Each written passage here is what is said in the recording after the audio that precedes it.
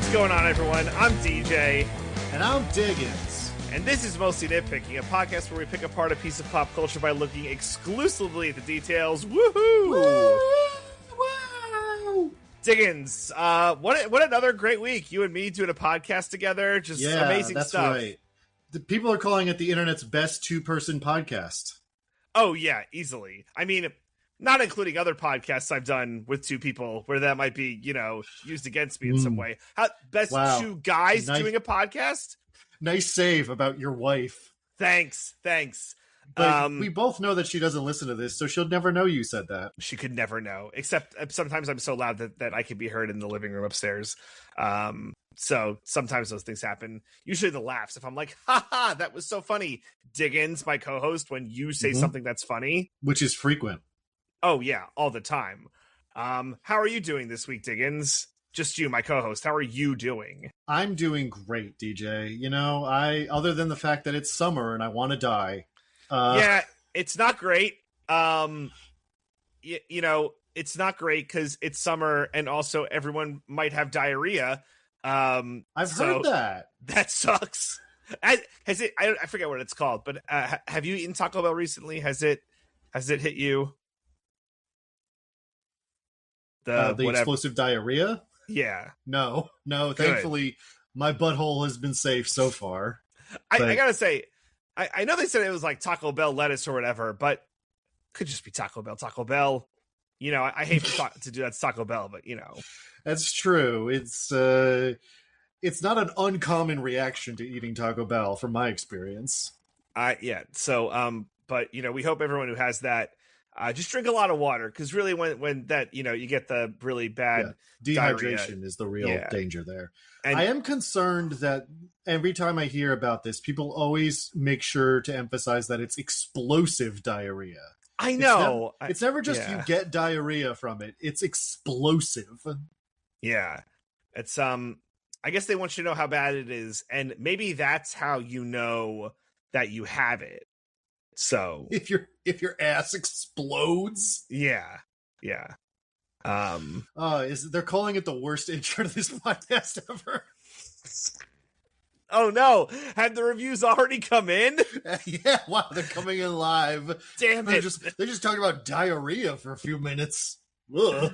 All right. Well, I guess we'll have to pivot to some other news. Other news. I have news that we talked about and news that I haven't prepped you with. So, we're gonna do the segment we always do called Rapid Fire News, where I talk about news and then you react, and then we talk about it for. Not only do the two of us tops. always do this podcast, but we always do this segment also. Yeah, people who listen know that we do this. I know. I'm just narrating out loud for no reason. I appreciate it.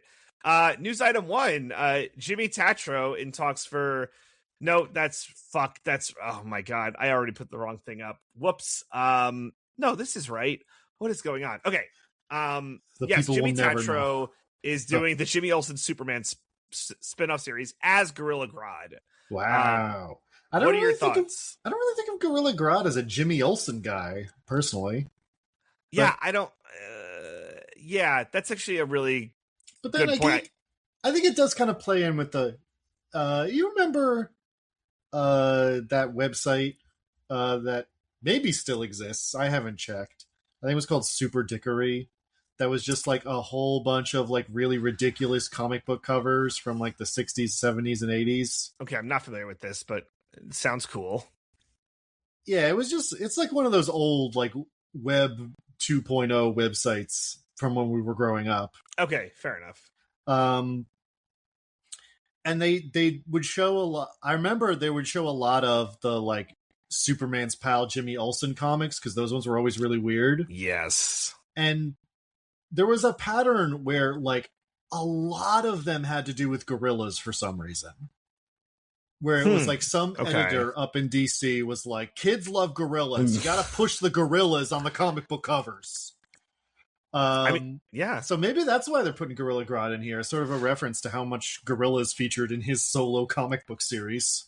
Well, reading what this is the showrunners are from Netflix's American Vandal series, which I haven't heard of this, but it was like a true crime satire series. Oh, yeah, I watched the first season of that. It was really funny. Okay, so this is not this is more of like a comedy then, or no. Yeah. It was not an actual true crime thing. It was a scripted show that was satirizing, like the true crime thing. Okay, so I'm curious if that will be the direction this goes in, or if they're going to play it straight. I mean, I feel like all of the gun things. Well, I don't know. Like, I'm really curious to see what Lanterns is going to look like. Because did you watch any of the Lanterns trailers? Not even a single second. Okay, so like I feel like what a lot of HBO does when they're trying to do like, oh, it's kind of like a detective thing. It's like they're like, remember True Detective? Remember 10 years ago, you all fucking loved True Detective. You were all doing Time as a Flat Circle. You all loved it so much. Much so that, well, I did. I'm part of the unwashed masses who enjoyed True Detective. So much so they've done like 3 different series or whatever. Lanterns, I'm not saying it's exactly trying to be like True Detective, but like it's gritty. It's fucking sepia tone. Like, yeah, it's the Green Lanterns, but there's no people are barely in a Green Lantern costume. I mean, the whole premise is that Hal Jordan, I think it's Hal Jordan that is what's his face is playing. Oh man, if only we had a podcast host who was really tuned in to like comic book stuff. Yeah, maybe like, it's their like whole career sort of hinged on how much they know of this stuff inside and out. Yeah, like that would be fucking awesome. Kyle Chandler, you know Kyle Chandler. Everyone knows Kyle Chandler from the Godzilla movies. Yeah, exactly. He's from Friday Night Lights. Clear, full eyes, clear hearts, can't lose. Yeah, I don't think that's it, but I never watched it. You did a good job. He's playing Hal Jordan, and he's like training Jon Stewart, who's being played by Aaron Pierre, who is a British actor who I do not know, but has been in such things such as Mufasa as Mufasa in the Mufasa movie. He was Mufasa. Oh man, everyone loved that movie from what I remember. Probably. He was in the Krypton show. So anyway, he was in the morning show. Anyway, he's playing Jon Stewart, and like Hal Jordan is like, well, the ring has picked you, but you haven't like earned the ring yet. So they're just doing like regular buddy cop crime stuff, and anyone's like barely in a Green Lantern costume. So I want all of the DC projects to be good because I want television to be good.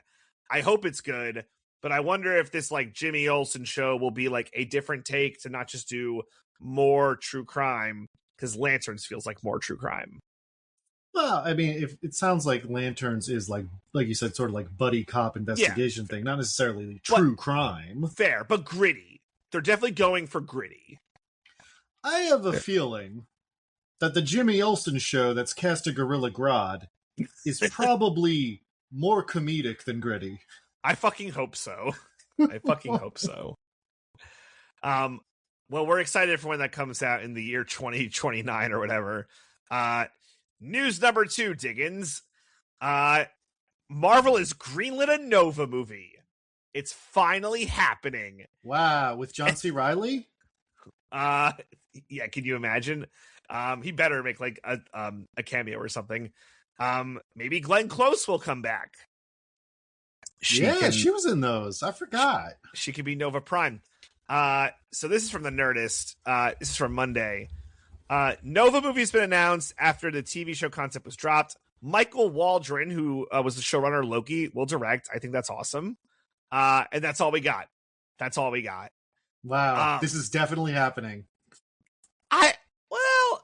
If Marvel went through the trouble to leak it to like, who first reported it? If they bothered to leak it to Deadline, surely it's real, right? Marvel has never said that they're going to do a thing that didn't end up happening. You're right, DJ.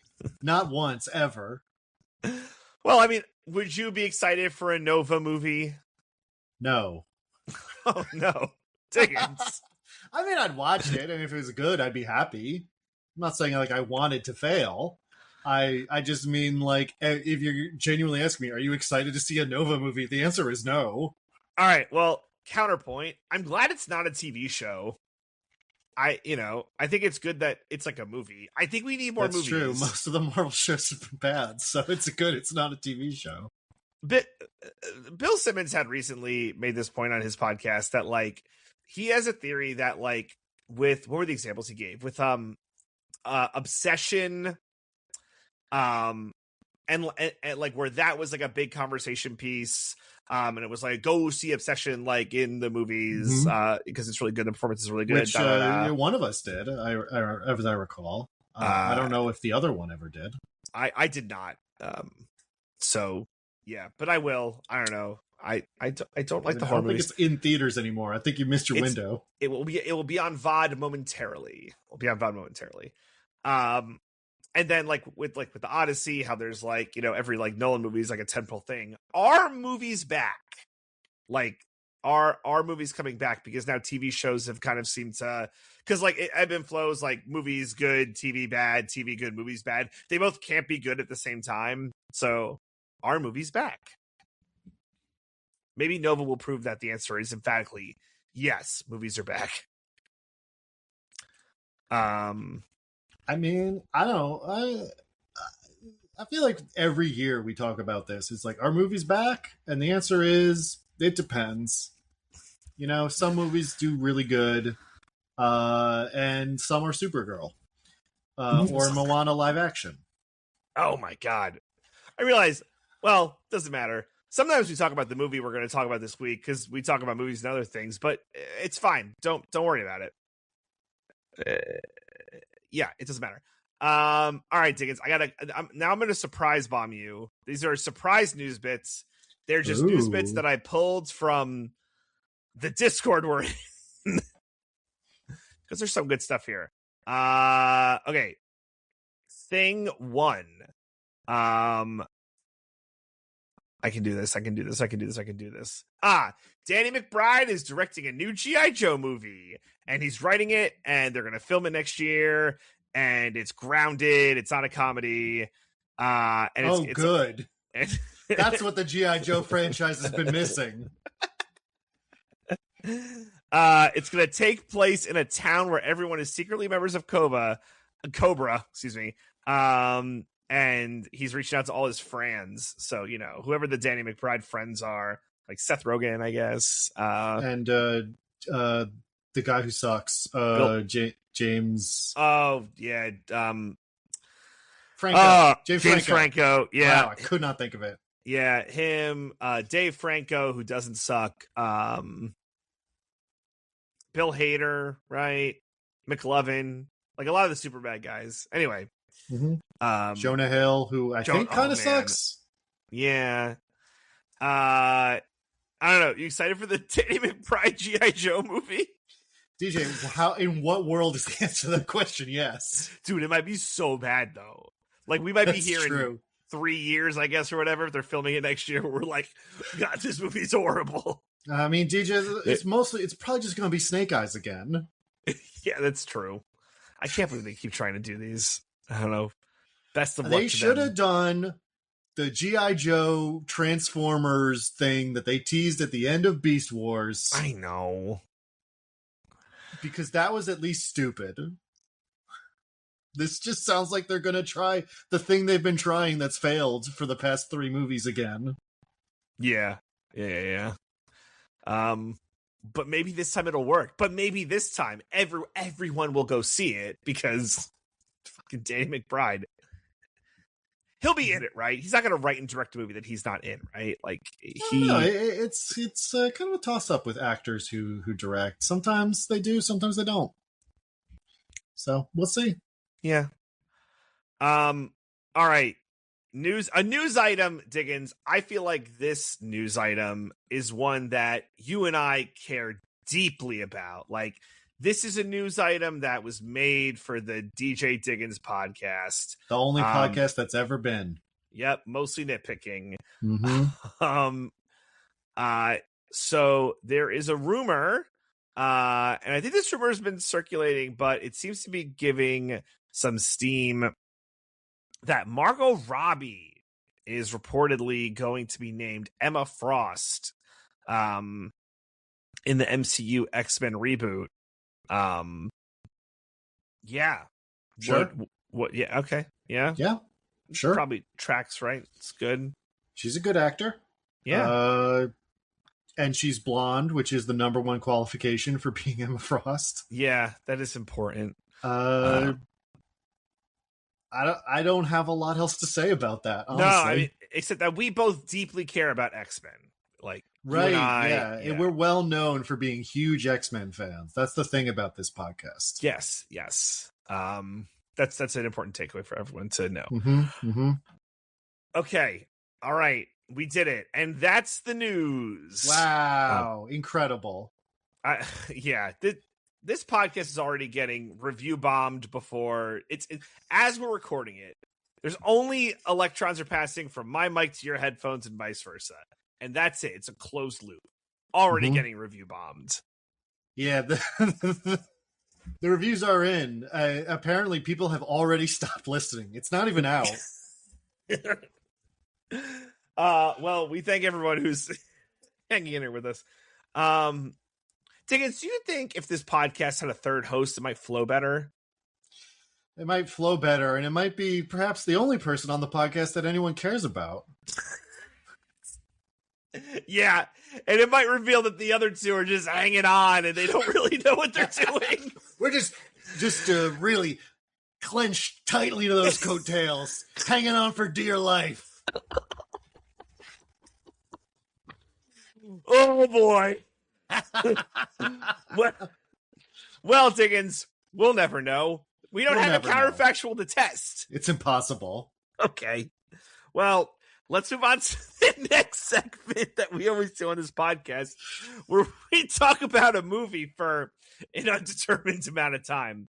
At least 15 minutes. Yeah, probably. Oh my God. Okay. So this week, we're doing a movie like we always do. We're doing a movie that Diggins we're basically doing because so first of all, you brought this movie up on a previous podcast. I wrecked it. You wrecked it. You and I were discussing every week as we do, what movie should we do this week? And you're like, well, we were like, oh, could we do Moana live action? But we were desperately trying to not do Moana live action. So we were just throwing around any idea that wasn't that. So we did it. We talked about the Armie Hammer movie where he kills immigrants, but As a rich landlord, it's so important to know. I wasn't comfortable with that, and honestly, given some news that has recently happened, super glad we didn't do that one. Oh no, from what I hear, it's like absolutely insane, and like actually just like not like certainly revealing in ways and like interesting to talk about in some ways, but also absolutely not worth anyone's time. Perfect. So we landed on again a movie that you'd mentioned that is that well, we'll see what we say, but you would definitely say is worth people's time. 100%. The Furious. So yeah, because this just hit VOD like last week. So we were talking about like, well, what's on VOD if we don't want to do Moana? And I was like, well, that just came out. Yeah. And while it's an amazing movie, IMHO, it's also a pretty crazy movie, so it could be a good pod episode. Yes, and I agreed, and that's what I watched, and that's what we landed on. So Diggins, we are going to do that thing where one of us tries to guess the IMDb summary, and the other person decides if they did a good job and makes them the winner. Where one of us read the IMDb summary, not knowing how many people would be on the podcast, even though it's always 2. So I don't know why you didn't know that. I know. And you didn't read it. I hope. I have not read it. That's really good. Cause it is my turn. Cause that's what we decide. And so this segment's called the IMDb B as in spelling bee. That's the summary. It's always been called since the beginning of time. And for those of you who don't know, IMDb is a website that it has a lot of movies on it and a lot of movie facts on it, such as ratings and a thing called popularity and trivia and where you can watch it or rent it. But most importantly, it has the summary for the movie. So if you're not sure, they have a trailer. You can watch the trailer or you could read the summary. And that's really what tells you if you want to watch a movie. But you must be wondering, dear listeners, where do they get this IMDb summary? And it's actually a really fascinating story. So There's actually a YouTuber, and his name is Bando. He's Bando the YouTuber. Mhm. And he largely, you know, does a lot of stuff that we do. He talks about movies. He's like really into comic books and things like that nature. And people go to him to get his takes on He like things. allies with movies, right? Yeah, exactly. It's a Bando with movies is what I think it's called. Mm-hmm. It's him with the movies. So what he does is, Bando isn't just like any other YouTuber. He has a super processor for a brain. He's kind of like Limitless, the Bradley Cooper character. He from took Limitless. the Limitless pill. He took the Limitless pill. Oh man, he could watch a movie at 99 times speed and then take it and get the movie. So there's so many movies for IMDb to do. So they'll, you know, a few times a week, they'll just send some to Bando with the movies, where he, who is taking the Limitless pill, can just summarize the movies. And now you might be asking, well, like, why doesn't IMDb people take the Limitless pill and then they could do it? Not everyone could do it. So the Limitless pill hits different people in different ways. Bradley Cooper did a lot of things for him, but other people does different things. So some people just taste really well. Some people could write very quickly. In Bando's case, he he get movies, he can process them really fast. That's how Limitless pill hits him. I haven't taken the Limitless pill, so I don't know what it would do for me. I assume it would let me sleep so well. Like, I assume that I would take the Limitless pill and I would get the best fucking sleep ever. And it's like, well, DJ, doesn't make sense. It's supposed to heighten everything. I'm like, but I think it would heighten my sleep so much, I would sleep amazing. So that's what I think the Limitless pill would do for me. Do you have any thoughts on what it would do for you, Diggins? You think so? Sorry, just to be clear, you think that the limitless potential that would be unlocked if you took the Limitless pill is that you would sleep better? Fuck yes. No, not better. The best. I would sleep fucking incredible. It would be unrivaled. I think if I took the Limitless pill, it would turn out that I'm already operating at like 100% max efficiency of what my body could handle, and it would be, frankly, crushing to learn that. Oh, God. You'd be like, fuck, this is it? This is it. I actually have been living my best life. That's the sad part. Hey, you're on a very highly rated podcast with me, so, you know. That's true. All right, Dickens, so I would like you to guess this, and then I'll see how well you do. I will say this. It is short. It is a sentence, and it's a quick sentence. So, I mean, okay. To be fair, this movie, I think if it was a long IMDb summary, you'd be like, wait, how? So, Why? I actually think it tracks. Yeah. So, I think it's a great summary. Reading it, but go ahead, Diggins. Okay, I'm gonna say, a father goes on a rampage through the underbelly of a city to get his daughter back. Diggins, it was too long, but largely good. Damn it! I really liked it. There were a couple of words you omitted that would have like crushed it, but here you go. A father fights fiercely against ruthless kidnappers to save his abducted daughter. Okay.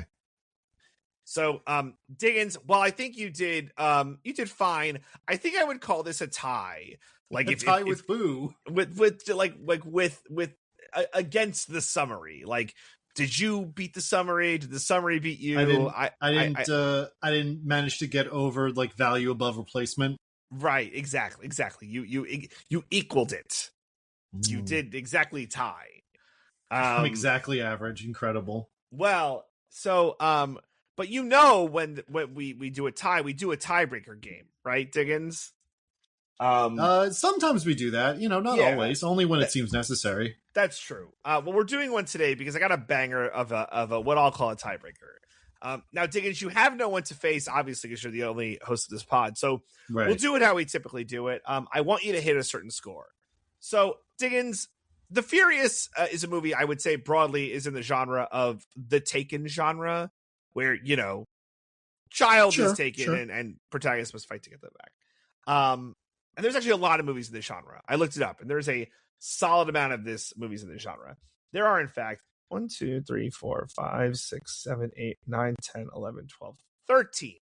There's 13 movies in this genre. Ooh. What I want you to do, Diggins, is I got 13. I just want you to get 5. I just want you to get 5 of these movies. And if I get 5, then I win. Yes, you will have 1. You will have beaten the threshold, and you will have 1. And again, I'm only asking for 5 out of 13. That's not a lot. So what I'm going to do, I'm going to give you the IMDb summary for the movie, and then I will give you who starred in it. So you'll have the plot, the lead actor or actress, and then I want you to tell me the name of the movie. And because I'm such a good person, I'm going to give you 3 hints that like you could use, like it's like a phone a friend. And you could ask me. I'll give you 1 of 3 pieces of information that you could tell me. I'll give you the director, I'll give you the entire cast, or I'll give you the year it came out. So it's like for every movie I can ask for 1 of those things? No, you get 3 uses for all of these. Okay, I see. If you're if you're like I Who don't Wants know to Be a punt. Millionaire? Yeah, like if you're like punt, da da da. And yeah, exactly. You get 1 once, right? It's Sorry, I said year, full cast, director. Yeah, okay. And that's like if you're like close. If you're like, I don't know this one, then we'll just move on. And again, I just want you to get 5. And I got 1 other one for you. One of these secretly is the golden ball. And if you get it, you just win. But I won't let you know that ahead of time. It's a secret. So maybe you'll get lucky. I just want to give you some hope if it's, I mean, it is a later one, but let's get to it. To be clear, you've already randomly selected one of them to be the golden ball. Yep. And not random, deliberate choice. You'll see why. Sure. Okay. First up, this is the summary. In Mexico City, a former CIA operative swears vengeance on those who committed an unspeakable act against the family he was hired to protect. This movie stars Denzel Washington as John W. Creasy. Is this one of them equalizers? I'm sorry, no. This was 2004's Man on Fire. Oh, okay. Yeah, I probably wouldn't have gotten that. That's all right. All right, next up. A retired Special Forces colonel tries to save his daughter, who was abducted by his former subordinate. This stars Arnold Schwarzenegger as Matrix. As Matrix. Yeah. Oh boy.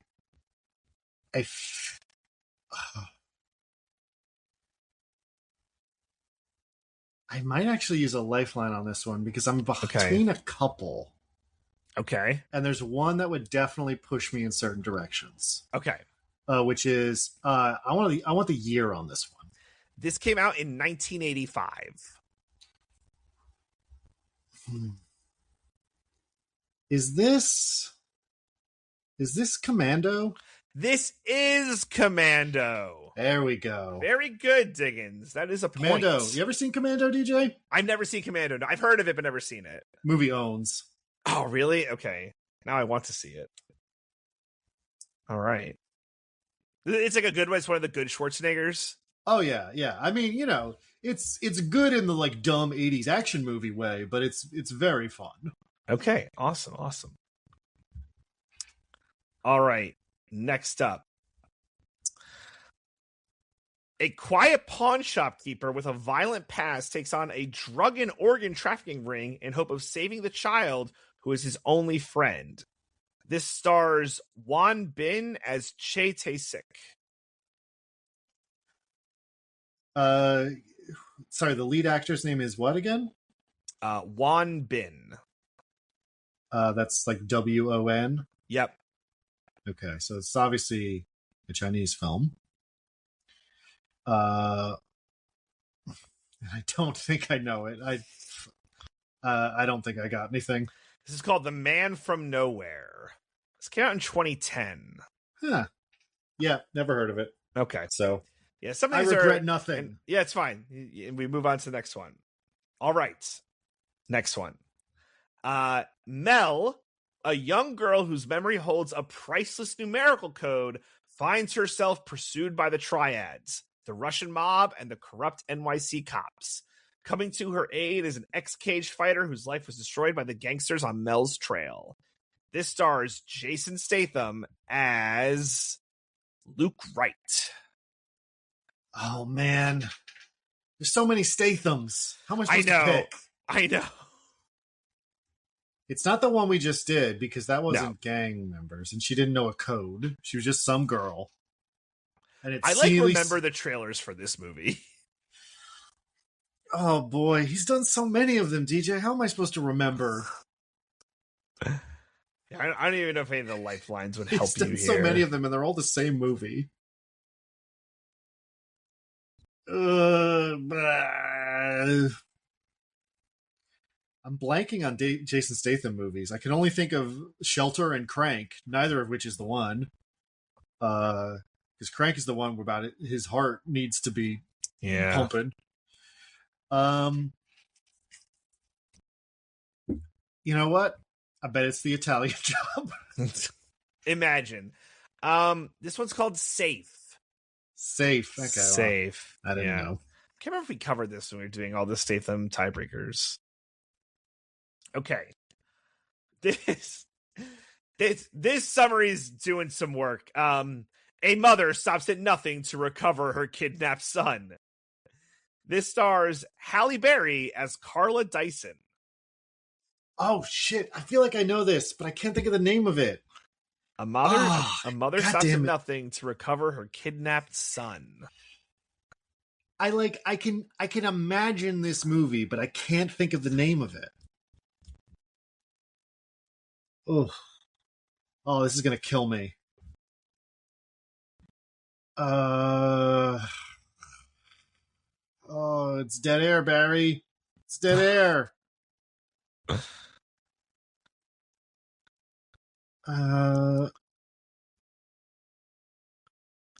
Sometimes you can guess a word that maybe it could be. You think it's like it's a word that's maybe associated with what's happened? A mother stops at nothing to recover her kidnapped son. Wait. No. No, it couldn't be. It couldn't be. DJ. Is this Kidnap? Diggins! That's number 2. Kidnap. Starring Halle Berry. And well, like no one else. I guess for the name. I mean, they named that one movie Planes, so who am I to complain? Yeah. It's a pretty like gritty poster too. The tagline is "They're wrestling with the wrong mother." All right. This one you might not get, but we're gonna go for it anyway.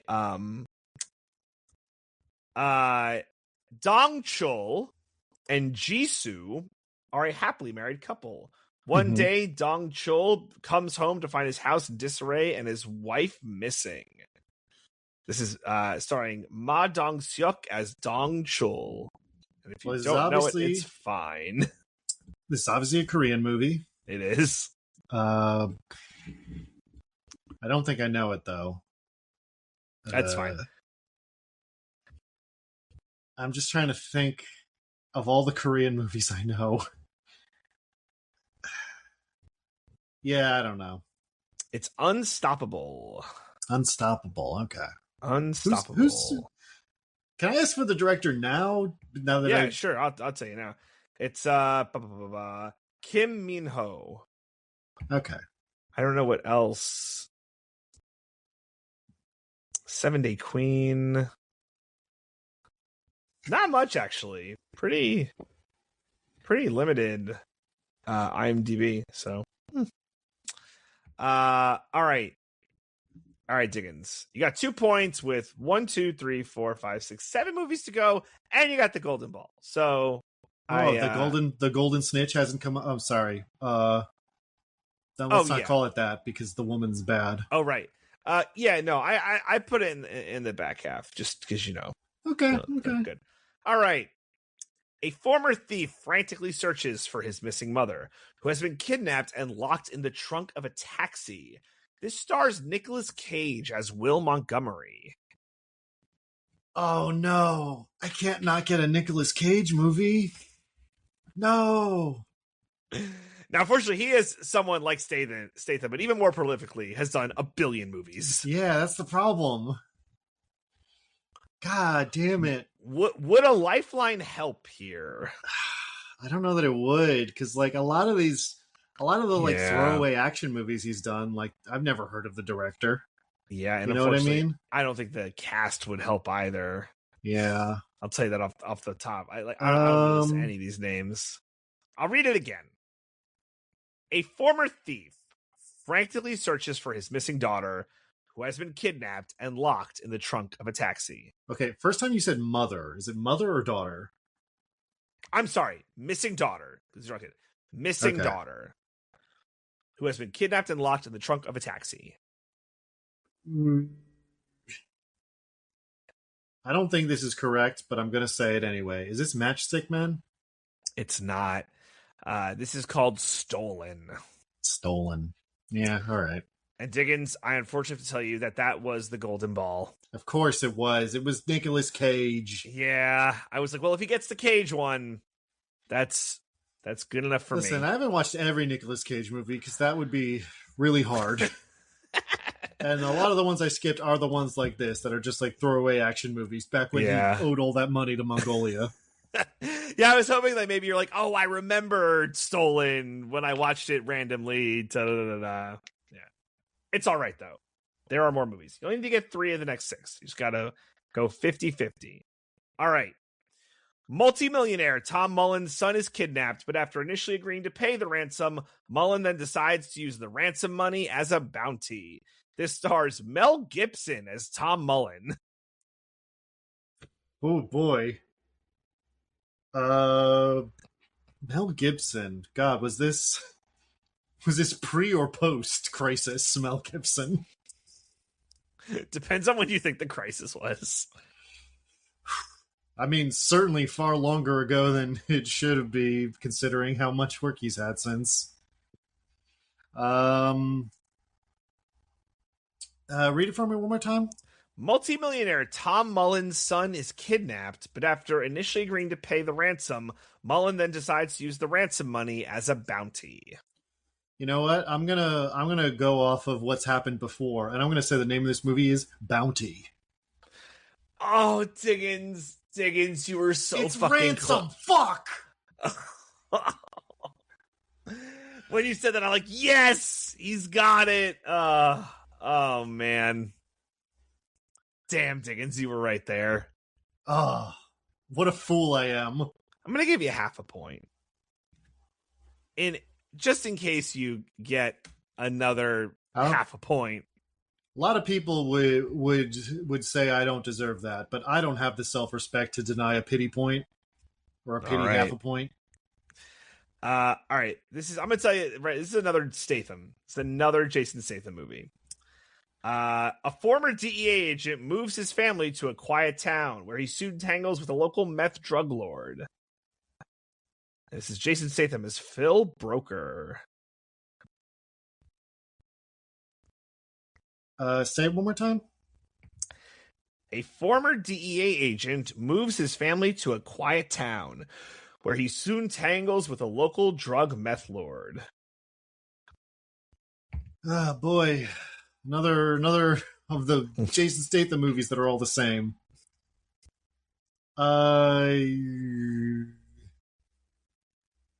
God, it's probably something like, it's just some word for being like, he's a cool guy. It's like that one was Unstoppable. And I know that it's not this because this is a different movie, but like Unforgiven. It's gonna be like, Tough Guy. Is it called Tough Guy? It's not called Tough Guy. Diggins, this one is called Homefront. And actually has a pretty remarkable cast. James Franco is the evil meth guy, the meth drug lord, whatever. Meth drug lord. Also has Winona Ryder, Kate Bosworth. Oh my god! Wow. Clancy Brown. Like there's actors in this movie. So, yeah, they actually stacked this one. Yeah, and what's the Rotten Tomatoes on that one? Solid like 40. I give you the IMDb star. It's 6.5 out of 10. That's Ooh. On IMDb. That's not good. I do want the Rotten Tomatoes now. Let's see. Homefront Rotten Tomatoes is 42. Nailed it. Wow. Ah, if only that was the game. Yeah. Ooh, idea for next time. Also, tight 90. Of course it is. So it's your favorite movie then? My favorite movie. Yes, Statham and tight 90. All right. Next up. An officer with a connection to the criminal underworld scours a nightclub in search of his kidnapped son. This stars Jamie Foxx as Vincent. What I'm learning is I don't watch Taken movies. You still have some lifelines if you think that knowing any of those. I don't think it will. Well, the director won't. Maybe the cast. There's like, I don't know. If you knew people who were in a Jamie Foxx movie, would that help you with the name? Probably not. Okay. Because I think I just don't know it. Cruisin'. No, this one's called Sleepless. All these names are just like one weirdly or two close. Words. Yeah. Like again, Michelle Monaghan, Dermot Mulroney, David Harbour, Gabrielle Union, like, just like, yeah, there's guys in this movie. Actors need to eat.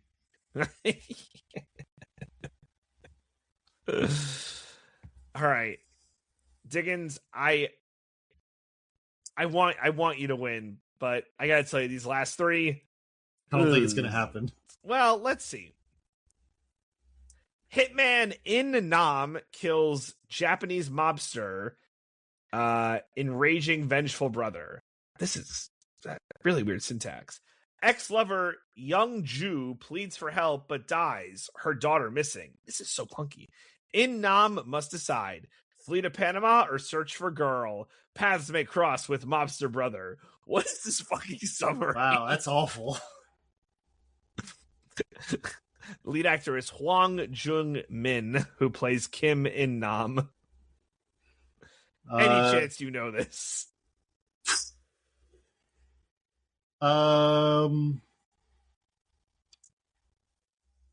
Is this Wild Goose Lake? Nah, Deliver Us from Evil. Nah, didn't know it. Horrible written summary. That is just awful. All right, I got another short one for you. A woman fights to protect her family during a home invasion. This stars Gabrielle Union as Sean Russell. Shit, I feel like I do know this one. Okay. I mean, I have my lifelines, so might as well use them. Hit me up with that director. James McTeague? God, I think I do know this one. Oh, man. What's it called? All I'll those give you names this. are so forgettable. I'll give you this also with your lifeline. It's 2 words. It's 2 whole words. Wow. A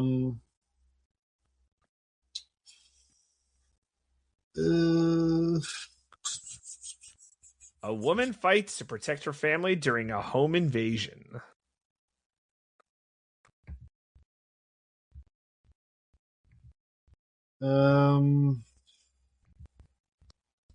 Now, this isn't my guess, but like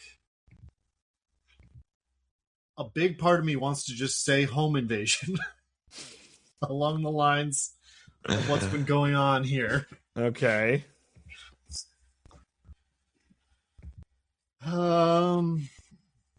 James McTeague is the director. What has he directed? Let's see. V for Vendetta. Ninja Assassin. Wow. The Raven. Wow. This is like directed some movies. Directed The Matrix Awakens and Unreal Engine 5 Experience. I remember that. Doesn't get more prestigious than that. An Unreal 5 Experience. V for Vendetta is a big one, though. V for Vendetta is big, yeah. Oh, wait. Okay. Is this called Breaking In?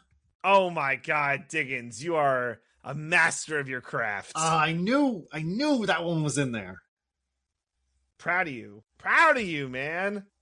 How'd you pull that? That's an amazing pull. I don't know. I just have some memory of like a trailer for that or something. I've never seen it. Yeah.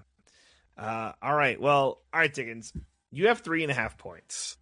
And there's one left, so I've lost. No, well, hey, 4.5 rounded up is 5. I don't know if you know how math works, but that is how that works. Which would just make the half a point a whole point. But I was gonna say, are we rounding up? Well, you know what? This one might be worth 2 points. Because, all right. This is a Mel Gibson. Oh, boy. Mel Gibson, definitely post, if that helps. This is definitely post-crisis? Definitely post-crisis. Uh-oh. An ex-con reunites with his estranged, wayward 17-year-old daughter to protect her from drug dealers who are trying to kill her. Ooh, and it's post-crisis Mel Gibson? This one sounds like it's real normal. This one probably has some politics that are not horrible, huh? Just to be clear, what would you say the year is of Crisis, Mel Gibson? So for the pre and post. It was so long ago. I don't even know. What 2012? 10? Before that. Yeah, right. Okay, so this is post. This is well post. This is heavily post. Now I'm like, when did Mel Gibson get caught saying all those things? South Park did a riff on it. It was probably the mid-2000s. Just because I'm like, I watched a lot of South Park then and I remember it, so I would guess like mid-2000s. 2006. Hey, crushed it. Yeah, definitely post. Mm-hmm. An ex-con reunites with his estranged, wayward 17-year-old daughter to protect her from drug dealers who are trying to kill her. What's the most dog whistle racist thing this movie could be called? I actually don't know if this is that. If I'm just being that would honest. be my first thought. Yeah, it's not. No, you wouldn't read that and be like, whoa. Yeah. Let's say it's called. You have your last lifeline. Yeah, you know what? Use it. Tell me this cast. So the daughter is Erin Moriarty from The Boys, which you never watched, so that's I've not never helpful. Watched. Diego Luna is like the main bad guy. Oh, wow. Wait, are you telling me in this movie the bad guys are Hispanic? That's great. I never could have guessed that. William H. Macy is also in this movie. Huh. Miguel Sandoval, Dale Dickey. I don't know if these names are ringing anything. I think I hit the big ones. Let's call it Retribution. Oh, Diggins, you're not even close. This one was called Bloodfather. Okay, there's no way. There's no way I was going to come up with the words Bloodfather. It's not a thing. Yeah, I don't get it. I'm like, well, did he do father? Because it's like, well, I have to do a god thing So, right, it's got to be father. And then, like, now the weird thing is, I was thinking along the lines of like dad something. I was going to be like, right. For some reason, my brain kept going daddy's girl, and I'm like, it's not called that. But yeah, blood. But I never would have gotten to Bloodfather, not in a million years. Yeah, this movie looks insane. By the way, it came out in 2016. Looks fucking insane. Fucking woof. Well, Diggins, you got half of what I asked you, which all things considered, actually more. You got 3.5, so wow. You got more than half of what I asked for. Considering I've never seen any of these movies, I really was hoping you'd get the Nick Cage one. I'm sorry, I'm a disappointment. I told you if I took that Limitless pill, there's nothing in here. There is no potential. Which Diggins, that unfortunately means that you lose and have to summarize the movie.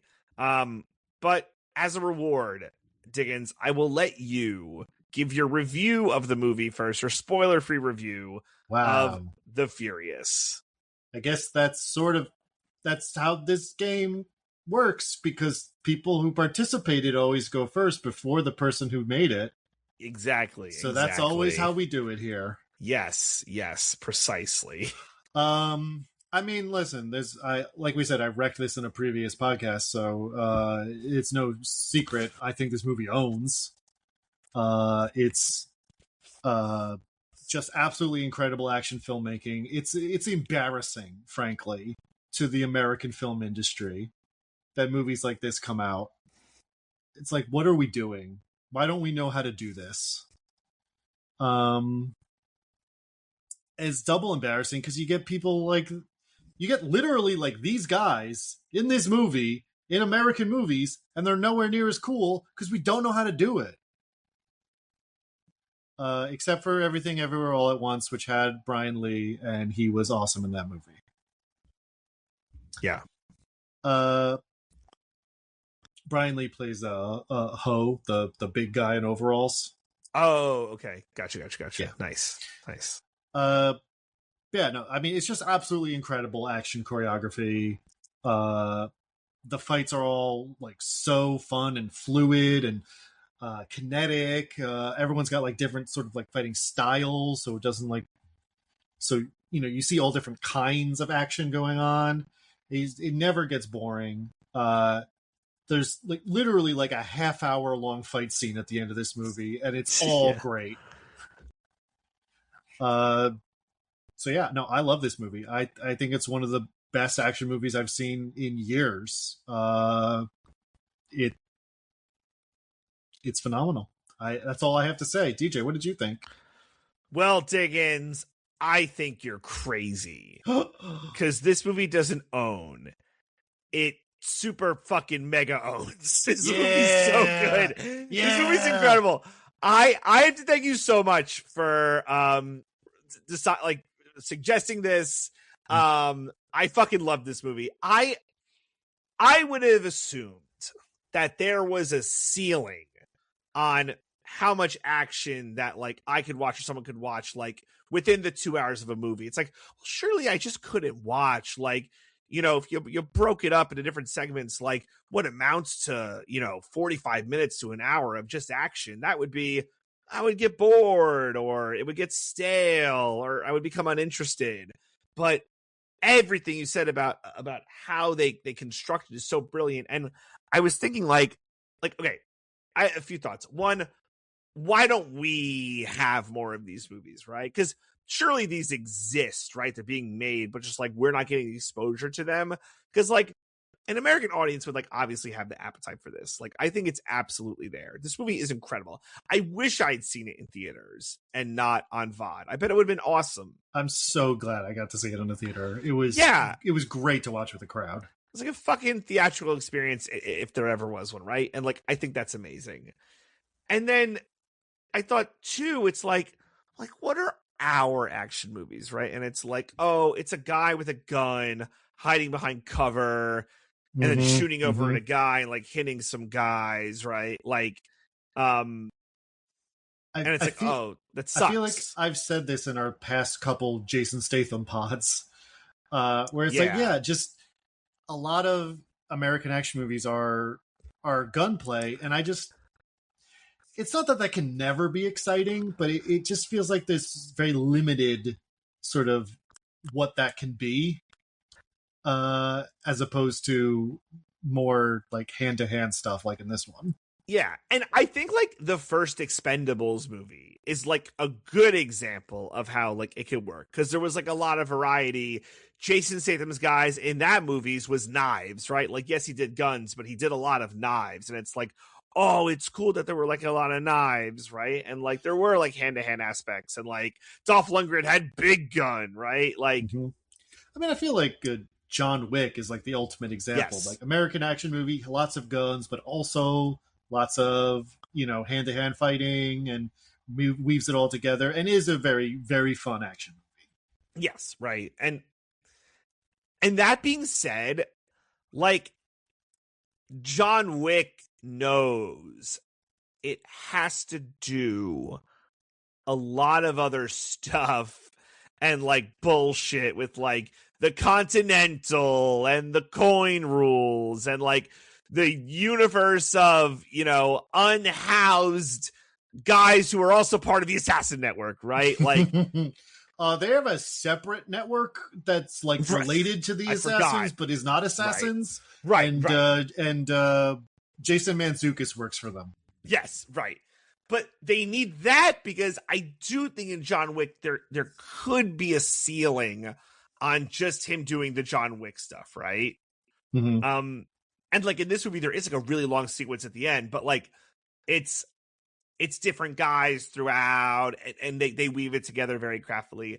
I think another thing this movie does that is like nuts, and it's not really, this movie's like impossible to spoil.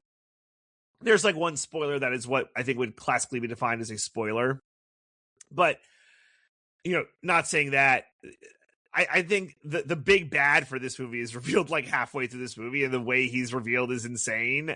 And it's like, I'm like, man, what fucking balls to just be like, yeah, this is our big bad. Here he is. Let's go. And like, let's get to it. It's like, he is in the very first scene in the movie, DJ. Oh, you're right. You're right. But we don't learn anything about him till that halfway point. That's fair. We don't know that he's a big bad either, right? He could have been at every level, but then like it is revealed that he's that, and you're like, wow. I think this movie was expertly done, and I fucking loved it. So that's my review. So Diggins, you have the, I don't know if it's good or bad. You have 15 minutes to summarize this movie.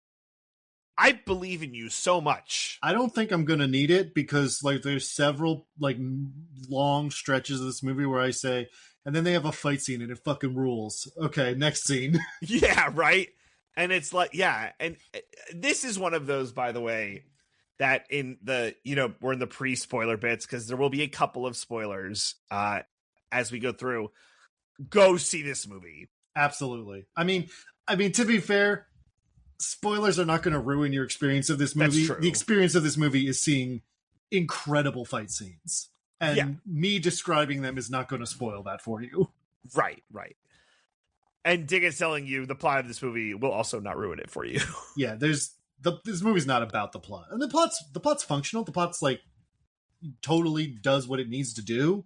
I'm not like criticizing it on that front. I'm just saying that's not what this movie's about. Yeah, exactly. All right, so Diggins, I'm going to pull up a timer. Now, there's like a timer site that, I probably could use for this, right? Yeah, it's like time, like stopwatch-time.com or whatever. Yeah. I forget exactly. Yeah, I can't remember what we canonically use. And, it might just be time to... Oh, I found it. It's online-stopwatch.com. I knew Stopwatch was in there. So what kind do we want? I don't want a holiday one. It's always so hard to know what we pick, right? Oh, I got a good one. Yeah. Well, what do you think? What do you feel fits the vibe of this movie? So I was gonna pull up a bomb timer, but there's no bombs. It's right. It's like, Yeah, no, I don't think there's really an explosion in this movie at all. Now I think about it. None of the race ones make sense. This normally doesn't take this long, I feel like. Yeah, usually we just sort of pick whatever. Yeah, I'm definitely taking. All right, we're just gonna use the bomb one. Yeah, I know whatever. there's no bombs. It's but fine. The bomb It's an one is action-y great. thing. It works. Yeah. All right, Diggins. I have the bomb timer here, and then when I say go, you are going to take 15 minutes or less. That is your right. You could always take possibly less for the first time ever. To summarize this movie. All right, DJ, set that timer. I'm ready. All right, and away you go. All right. All right. The timer didn't start for a minute there. Okay, so this movie opens with. Whoa. What is going on? Okay, go.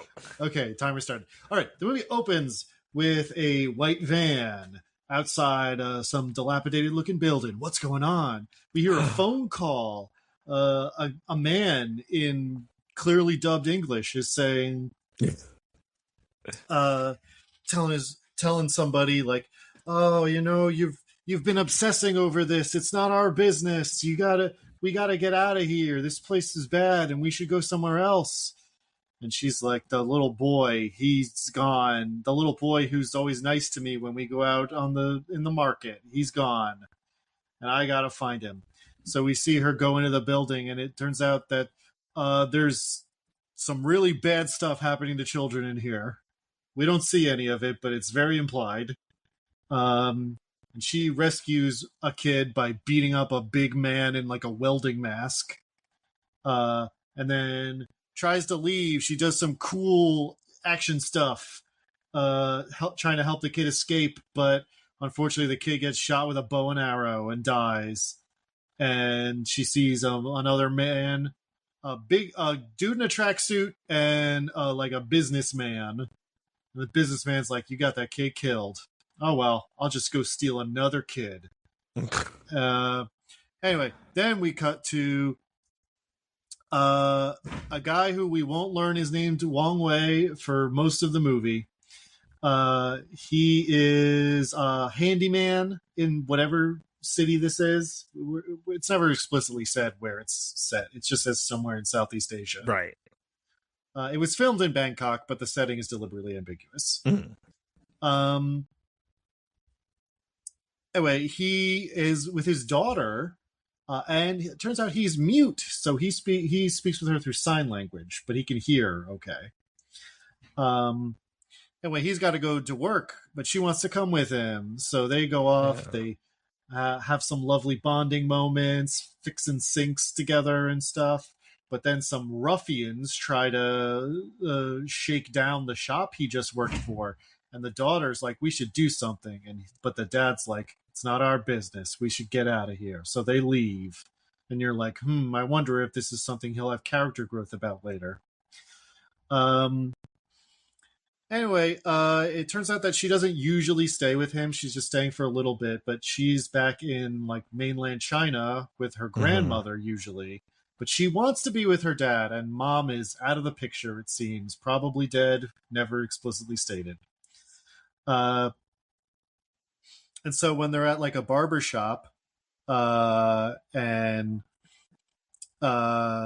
she's about to get her hair cut, they have a fight because she's mad that he wants her to get her hair cut short to help her protect herself better. He's teaching her kung fu, but she's like, "I don't care about kung fu. I just want to spend time with you."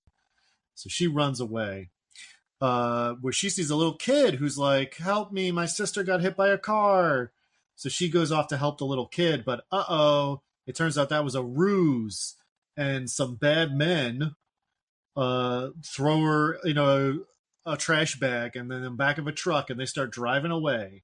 And the barbershop ladies are like, "We can't find the little girl." So Wong goes running after her, trying to find her. Somewhere in here, by the way, I think this has already happened. A man is making a deal with a guy with an afro for 30 kids for some sort of big event. But he's like, but I want to meet your boss. And then we see he recorded the whole thing, and he's the guy who was on the phone with the journalist. He's her fiance. No way. And he's trying to find out what happened to her. Dead wife? Oh, man. Whoa. We don't know that she's dead. Okay. She could be alive. Okay. Sorry. But yeah, so the Wong is chasing after them. There's a cool ass fight scenes where he fights Ho, a big man in overalls, and the Afro guy, and like a couple other dudes. And he runs across the city trying to get his daughter back, but unfortunately, they're able to stop him enough that they're driving away, and then he gets hit by a car, like full on. Car doesn't even stop for a second. That is when I'm like, oh, this man is just the best. He has bones of steel. Nothing can stop him. No, like in real life, he would be dead. Yeah, for or sure. At least he would be in the hospital for several weeks. But he just gets up. He just gets right up. And he remembers he saw a receipt for some kind of nightclub in the back of the truck. So he's like, that's where I got to go next. So he's going there. At the same time, Naveen, who is the journalist's fiance we saw earlier, he's at that nightclub to meet the big boss. He gets patted down by Ho, the man in the overalls, and he gets sent in to see Mr. Song, who wears a cowboy hat. That's his characteristic. Yeah. And they like go back and forth. Naveen's like, I want to go see the kids. And also he's wearing a cool bolo tie that has a camera in it so he can record all this. I want to see the kids and pick them out before I pay you the money. And Mr. Song's like, that's stupid, but I like the cut of your jib, kid. So there looks like the deal's going to go through, but Wong shows up at this point and finds Afro Man and like shows him the picture of the kid, basically demanding like, tell me where she is. And Afro Man tries to beat him up, but Afro Man's not a very good fighter, and Wong is an extremely good fighter, so he's getting the shit kicked out of him. So he sicks a bunch of other dudes on him and then yells that Wong has a gun so that all the people in the nightclub will either run away or start fighting him. Unfortunately for Naveen, Mr. Song hears that and he's like, there's someone with a gun downstairs. This guy betrayed us. And he tells his goons to attack Naveen while he runs away. So Naveen and Wong have sick-ass fight scenes throughout the nightclub. So good. At one point, Wong pulls out a hammer and just goes to town. Yeah, insane stuff. It's really cool. They see each other and they don't realize that they're both here looking for people. So they fight for a little bit until Naveen sees the picture of Wong's daughter. And he's like, oh, wait, you're looking for a kid. Okay, I'm also looking into this. We should work together. So Naveen, like, stole a bunch of files off the computer in the nightclub office room. So they go to his van, which was his fiance's van, where they find a bunch of stuff. They look through the files. They look through the files and they find a bunch of stuff about this child trafficking ring. And the big lead they uncover is that there are these ICE delivery trucks that seem to be involved in the whole operation, because there's a lot of like photos of them in there. Oh, I did forget to say, sorry. Before he went to the nightclub, Wong went to the police and told them or wrote down like, my daughter kidnapped. Here's the license plate number. Here's a description of the people. You got to help me. And it seems at first like some police sergeant is going to take him seriously and is like, okay, this is good information. But then the police chief steps up and is like, whoa, there's official channels there, buddy. I'll take these handwritten notes and I'll look into this.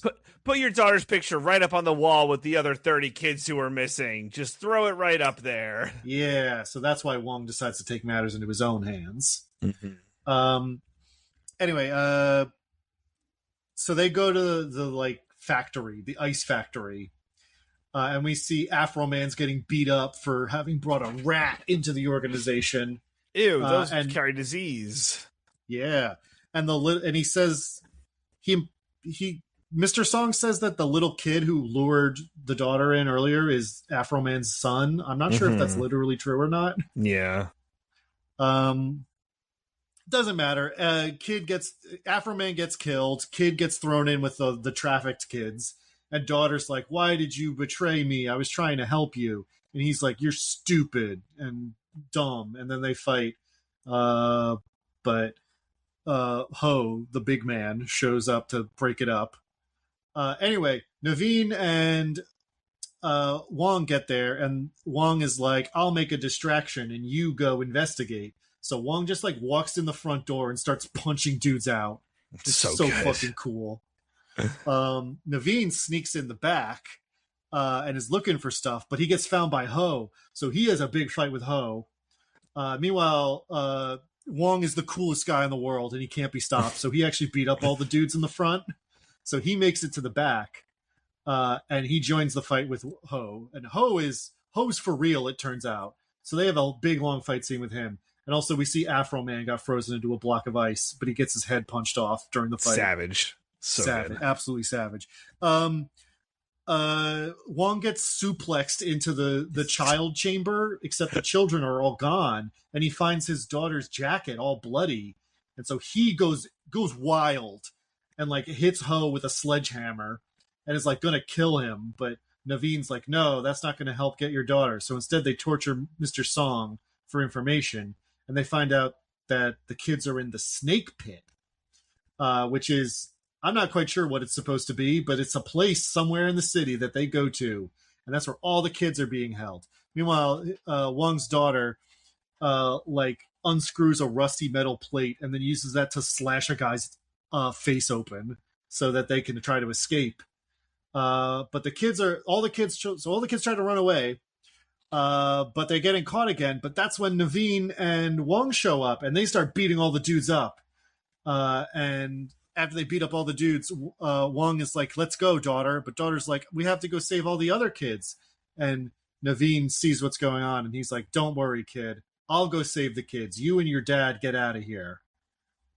So Wong and his daughter leave while Naveen goes in. Meanwhile, at some point here, by the way, we found out that the guy from the beginning, the businessman, is like marrying the daughter of like a well-known like business CEO who is also a criminal secretly, and is like respectable. And he's the one running this whole operation. And he's like, don't worry, I'll take care of this. Nothing major happened, and I'll accept any losses of profit from my cut. And but the business CEO and all his older buddies are like, I don't know about this young upstart. But anyway, so he sends all the warriors to the snake pit to go kill Wong and Naveen. Except Wong is leaving. So Naveen is starting to get overwhelmed by all the warriors, but Wong's daughter, Rainey, is like, no, we can't leave Uncle Naveen, because she starts calling him Uncle, to face all the warriors alone. So they get on a motorcycle and do sick motorcycle combos on dudes. Love it. And then Wong and Naveen fight all the dudes while Rainey goes and helps all the kids like climb down out of the snake pit with a bedsheet ladder. Meanwhile, the police have shown up because Naveen was live streaming this and is like, oh, everyone, this is where the kidnapped children are. And the police sergeant from before wants to go in and help, but the police chief is like, no, let all the warriors in, but no one else can go in. But eventually all the cops are like, this is bullshit, and they ignore the police chief and they go in. And right before Wong and Naveen get overwhelmed by all the warriors, the cops show up and they shoot some of the warriors and arrest the rest of them. So the day is saved. The kids are all out of there. Everything's going to be cool. Back at the business CEO's mansion, business CEO is like, you're going to jail, future son-in-law, because we got to have a fall guy for this, and you disgust me. So business CEO, Pak Long is his name. I'm not sure anyone ever says it. He loses his fucking mind, bites off a dude's finger and kills everyone in the room. But while he's in his bloodlust rampage, he accidentally also kills his pregnant wife. Yeah, not great. He's not happy about that. So we're back in the police station. Wong and Naveen have to be held for the night because they were doing big crimes. But the police sergeant is like, I'll testify. It's all self-defense. Don't worry. We just got to hold you for now. It looks like everything's going to be okay. But then, Paklong and Tak, who is the tracksuit guy from the beginning of the movie with the bow and arrow, show up. And Tak just starts fucking murdering all the cops with his bow and arrow. They can't do anything. He's so sick. So good. Also, they found out the dudes because Paklong and Tak showed up, found Mr. Song, and tortured and killed him for the information. Anyway, so they kill Tak kills all the cops, and Paklong and Tak are there, and they're going to kill Wong and Naveen, but they've gotten out of their jail cell. And so Wong and Naveen are fighting them. And then Ho shows up. He woke up, and he's fine now. And he shows up, and it's a 5-way battle. 2 versus 1, because Ho's on nobody's side. He's mad at everybody. Because Mr. Song is his dad, but maybe he's not his dad, but don't worry about it. Anyway, they have a sick-ass fight scene. Tak stabs Naveen, but Naveen pulls himself onto the blade so he can bite out Tak's throat. So they both die. And then Paklong throws Wong out a window, but Wong uses Naveen's fighting style to give him a concussion. And even though it looks like he's going to die, Paklong dies from his concussion. And then Wong and the policewoman are taking care of the kids, and everything's cool. So loud. Good job, Diggins. Good job. I think that was most of it. Yeah, rush at the end there. 15 minutes, man. Yeah, I was running extremely out of time. I don't think you really missed anything. I mean, you had confirmed dead wife. We do learn that she did die. Right, during the fight with Tak, Naveen sees his engagement ring. Yeah. Or the engagement ring he gave to his fiancée. Yeah. And Tak's like, I killed her nice and slow. So that's why Naveen gets to kill Tak, because it's revenge. Yeah, confirmed dead wife. But then he dies also. Yes, Naveen also dies. He gets stabbed a lot and dies. But our antagonist gets stabbed and it's fine. And he spreads his ashes on a beach. Yeah. At the end, Wong, the police sergeant, and the kids spread Naveen's ashes.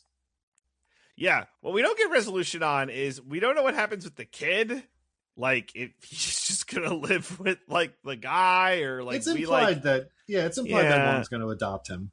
Yeah, but he doesn't even see his own daughter. Right? We assume his own daughter is going back to China, right? I think we're to understand that he is going to let his daughter stay with him now. Okay. Or he's going to go back to China with her or something. They're going to be together, I think, is what we're to understand. Yeah. Also, the credit roll music is amazing. Hell yeah. All the music in this movie is so good. They get some sick beats. Yeah, but I think you hit everything. It's amazing. 15 minutes, you could do a little movie like this and hit everything. Or, maybe next week someone will have to do the Odyssey. And that'll... yeah, that'll be fun. Yeah. But it's the Odyssey. So now, Diggins, we have our classic segment that we always going to yes, we always do. We always do it.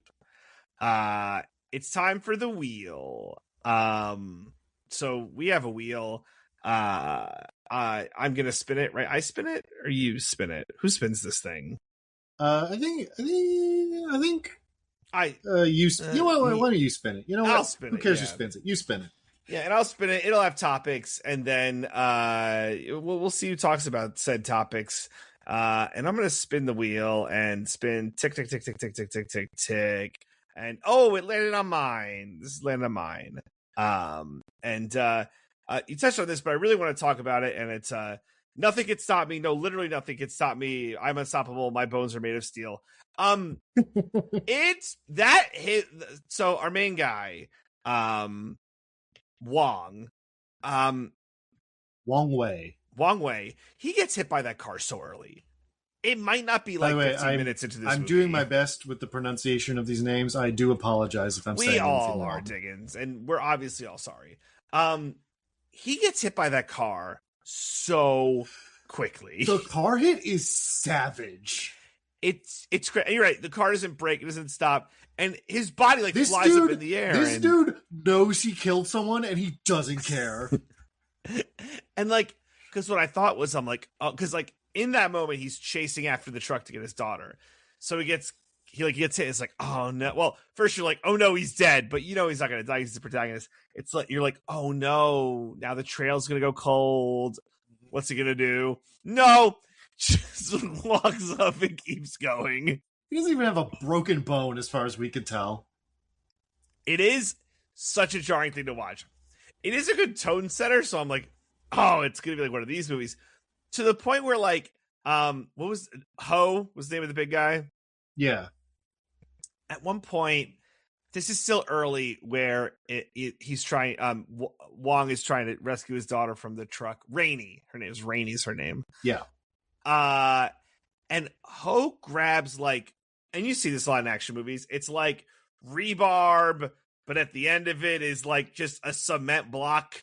So it's like a cement sledgehammer, and he goes in Wong with it. So I'm like, oh, is he just gonna take this? But no, he dodges it. I guess the movie wasn't gonna be that crazy. Yeah, no. Well, the thing is, DJ, while most objects can't harm our protagonists, Ho is a big, strong guy, so anything he wields is extra deadly. Yeah, listen, he's like later there's the sledgehammer fight, and like I don't think either Naveen or Wong ever take a direct sledgehammer hit from Ho because it would kill them. Right. Well, Ho is big, strong man. And I like in this movie that we have two, not that they're small guys, but like compared to big, strong man, they're quite small. So yeah, they're lithe, athletic. Yeah. And I just love the contrast because big man has suplex. Suplex is like his finisher. It's very Brock Lesnar that way. It's like he will suplex you. I think at one point, one of the guys, Ho is about to suplex him, but like the guy goes into like a handstand before he gets full suplexed. That sequence is near the end of the movie. Yeah. At several points, Ho takes Wong to Suplex City, including smashing him through the floor into the child dungeon. Yep.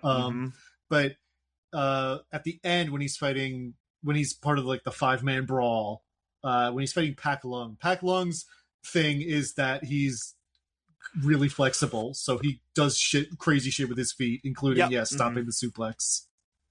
Yeah, that shit's so sick. I'm trying to think if Wong took a bigger hit than the car, but I don't think so. I think the car is the craziest thing he survives. Yeah, and it's so early. It's so early in the movie. It really does, like, even so the first time I saw it in the theater, when that car hits him, it was like everyone in the theater like, oh, like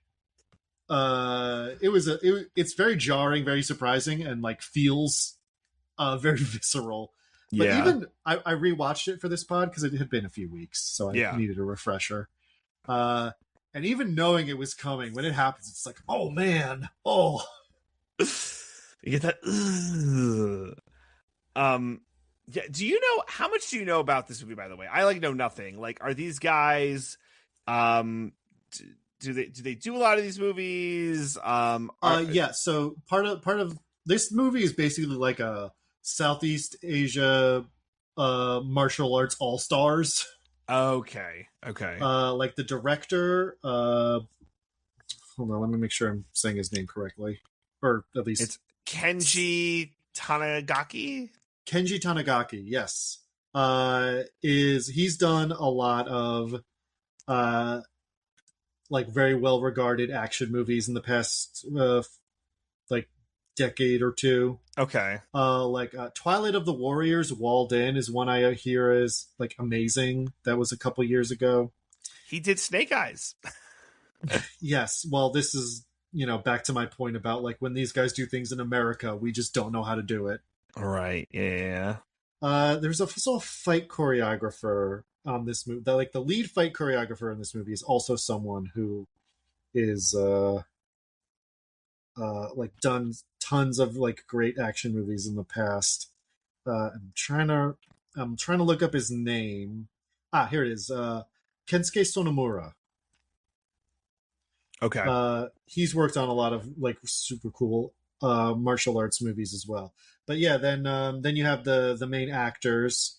Xie Miao is a like Hong Kong / Chinese like martial arts actor who's done tons of stuff. Joe Taslim is I believe Indonesian, or yeah, Indonesian, done lots of martial arts movies. He's in the Mortal Kombat movies also. Nice. He plays Sub-Zero. Oh, cool. Cool. And then Yayan Ruhian, I believe, also Indonesian. He's Tak, the tracksuit guy. Right. He's in the Raid. Oh shit. Okay. He's a Mad Dog in the Raid, I think it is his name. So yeah, these are all like I said, martial arts all stars. Nice. Okay. And it's all them, right? I assume all their stunts and everything. It's all them. Yeah, these guys do their own stunts. It's crazy, dude. I just like I get he wasn't really hit by a car, but I mean, yeah, but like you could only fake it so much. You know what I mean? Yeah. I mean, I don't know exactly how that was done, so I don't want to speculate, but I'm sure there was at least some like high impact or fast movement impact that he had to go through to make that look good. Yeah, yeah, it's crazy. Yeah, but I think it's amazing stuff, and I loved it. Let me spin the wheel again here, and then spin tick tick tick tick tick tick tick tick tick. Diggins, looks like it landed on one of yours. Yeah, this is another thing that I sort of brought up in my summary, but I feel like deserves a bit of a spotlight. It has a name, but it also needs to be said in a specific way. So let me settle in here. 3 is a piece of cake. Okay. I want to talk about the dubbing in this movie. Yeah, please. So that is a line as well as I could replicate it that Afro Man says in this movie. I don't know the name of this character or this actor, so I'm just calling him Afro Man. That's fine. And so he is someone who very obviously gets dubbed for I'm not sure why, because the movie's not primarily in English. Mm-hmm. Yeah. I guess it's supposed to be like a character choice of like some characters are speaking in English and others are not. Right. But it looks really weird. But here, I have an argument to make here though, because some people have criticized the movie for this, and I think the bad dubbing is great. Oh? Say more. I don't necessarily know or want to say it was an intentional choice that it doesn't look realistic, but there's something about it. So we talked about in The Mandalorian and Grogu, like the fact that Baby Yoda kind of looks like a puppet is part of why we love him. Right. I think there's something with that for me in this, at least, where it's like the bad dubbing sort of like adds to the pulp feeling of the movie, where I'm like, yeah, I'm watching this like really pulpy like martial arts movie, where some things are maybe kind of like cheap or shoddy, but like the action and like the stunt work and everything is so top notch it doesn't even matter. Right. Which obviously is not generally. This movie is beautiful, like on a not just on the stunt work, but like it is very well filmed. A lot of for Hong Kong, a lot of money went into it.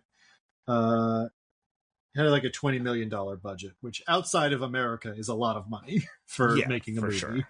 Yeah. But I don't know, something about watching a guy open his mouth and a voice that is obviously not his coming out just like really puts me in the mood for this sort of thing. Oh, it's like a warm hug. Yeah, exactly. What did you think, DJ? What were some of your favorite dub lines? They're all from the cops. The cops are so bad. Every single one of them is from the cops.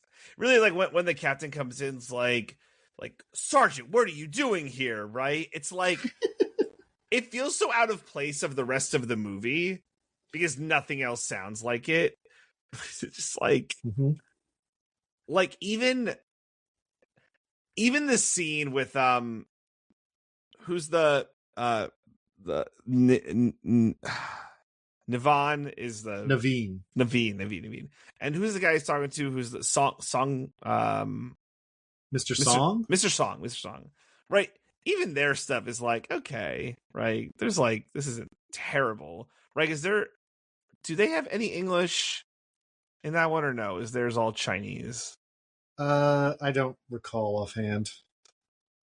There might be something that's like cowboy or something like that, right? Where it's like, this is fine, right? Where it's like, it feels more like camp than like rigid, but every single cop line is so rigid. Like, wait here, you know, that the female cop says a bunch, you know. I like the like bumbling partner to the female cop when near the end, right before he gets fucking murked, is like, does this mean I get a promotion? That's another line I love. That's a really good one. Yeah, there is, because I'd said, this movie has, an hour of just uncut action, right? And half of it's just the last 30 minutes of this movie. But there are those breaks in there, which I didn't get like the warm and fuzzies, but like it makes you smile, right? I think like I said, the plot stuff in this movie is not like, it's not going to win any Oscars, but it's fully functional for what this movie needs to be. It like endears you to the characters. It keeps things moving. Yeah, and it's good that it's used sparingly, I would say. Like it, I don't feel like I'm being suffocated where it's like, oh, this is way too much. Yeah. Like another one when the cops just, or when the captain just lets the warriors in, and the female sergeant's like, Captain, you can't be serious. Like, I don't think that's what the moment calls it's for. It's kind of here. like watching anime back in the 90s. Yes. Frieza, stop it. You're done here. I shouldn't do that. He's actually a good one, but I like when Pak Long, Joey Wanaga's character, is just descending into a haze of bloodlust and killing everyone. The cop character goes like, "You can't do this. I'm police."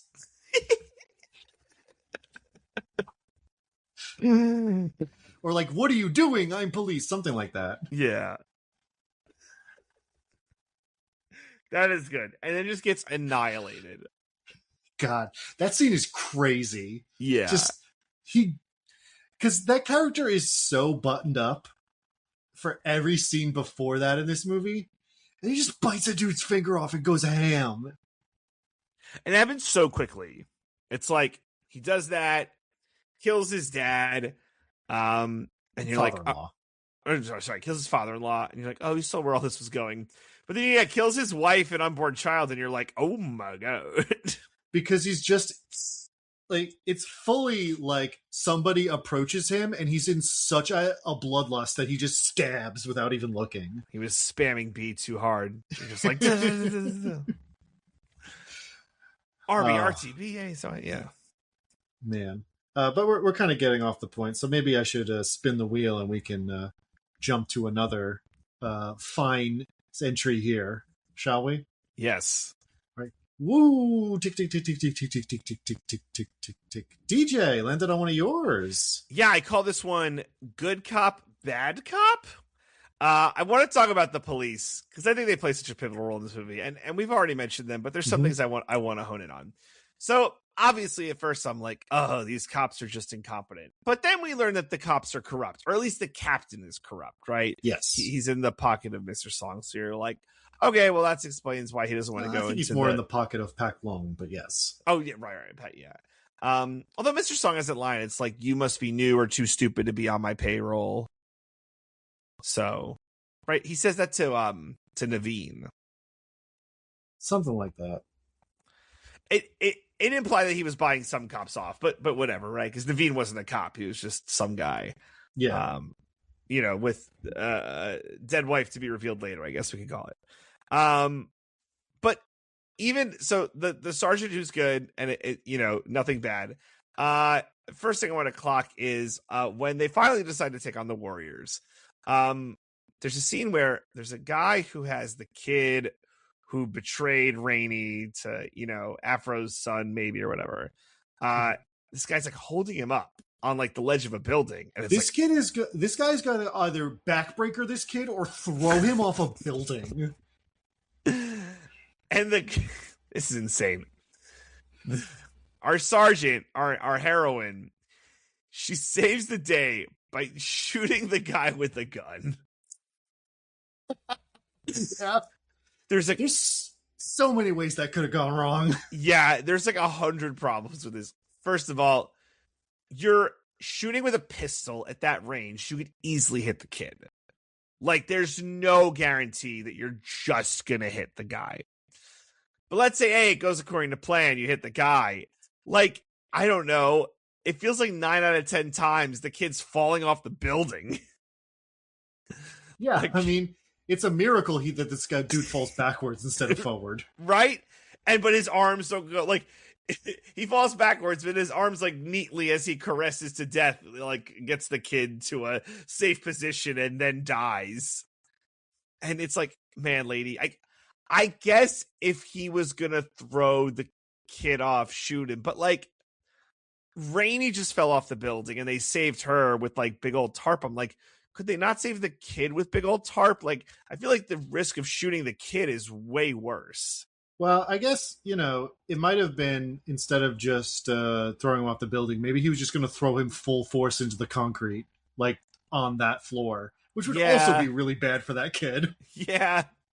I guess it's good that it worked out, but man, that lady was taking such a fucking risk by shooting that guy. Yeah. So that's one. Other things. They tell Naveen and Wong, hey, you guys got to go to jail because we got to wait for you to post bail, and that might not happen till tomorrow. Okay. Question one. Why do they have to stay in jail? What fucking law did they break? Well, they did break into a place and punch a bunch of dudes. Like, that is illegal. Okay, but, like, guys, come on. They were fucking child traffickers. Like, is there no fucking percent?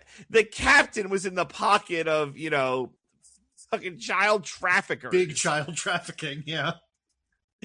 And we're going to say, oh, no, you did some breaking and entering and assault. You got to stay in the jail cell. Like, what are we talking about? Well, this is part of, I had one here called Realistic Police Portrayal, which was about this and about when they refused to do anything about kidnapped children. Yeah.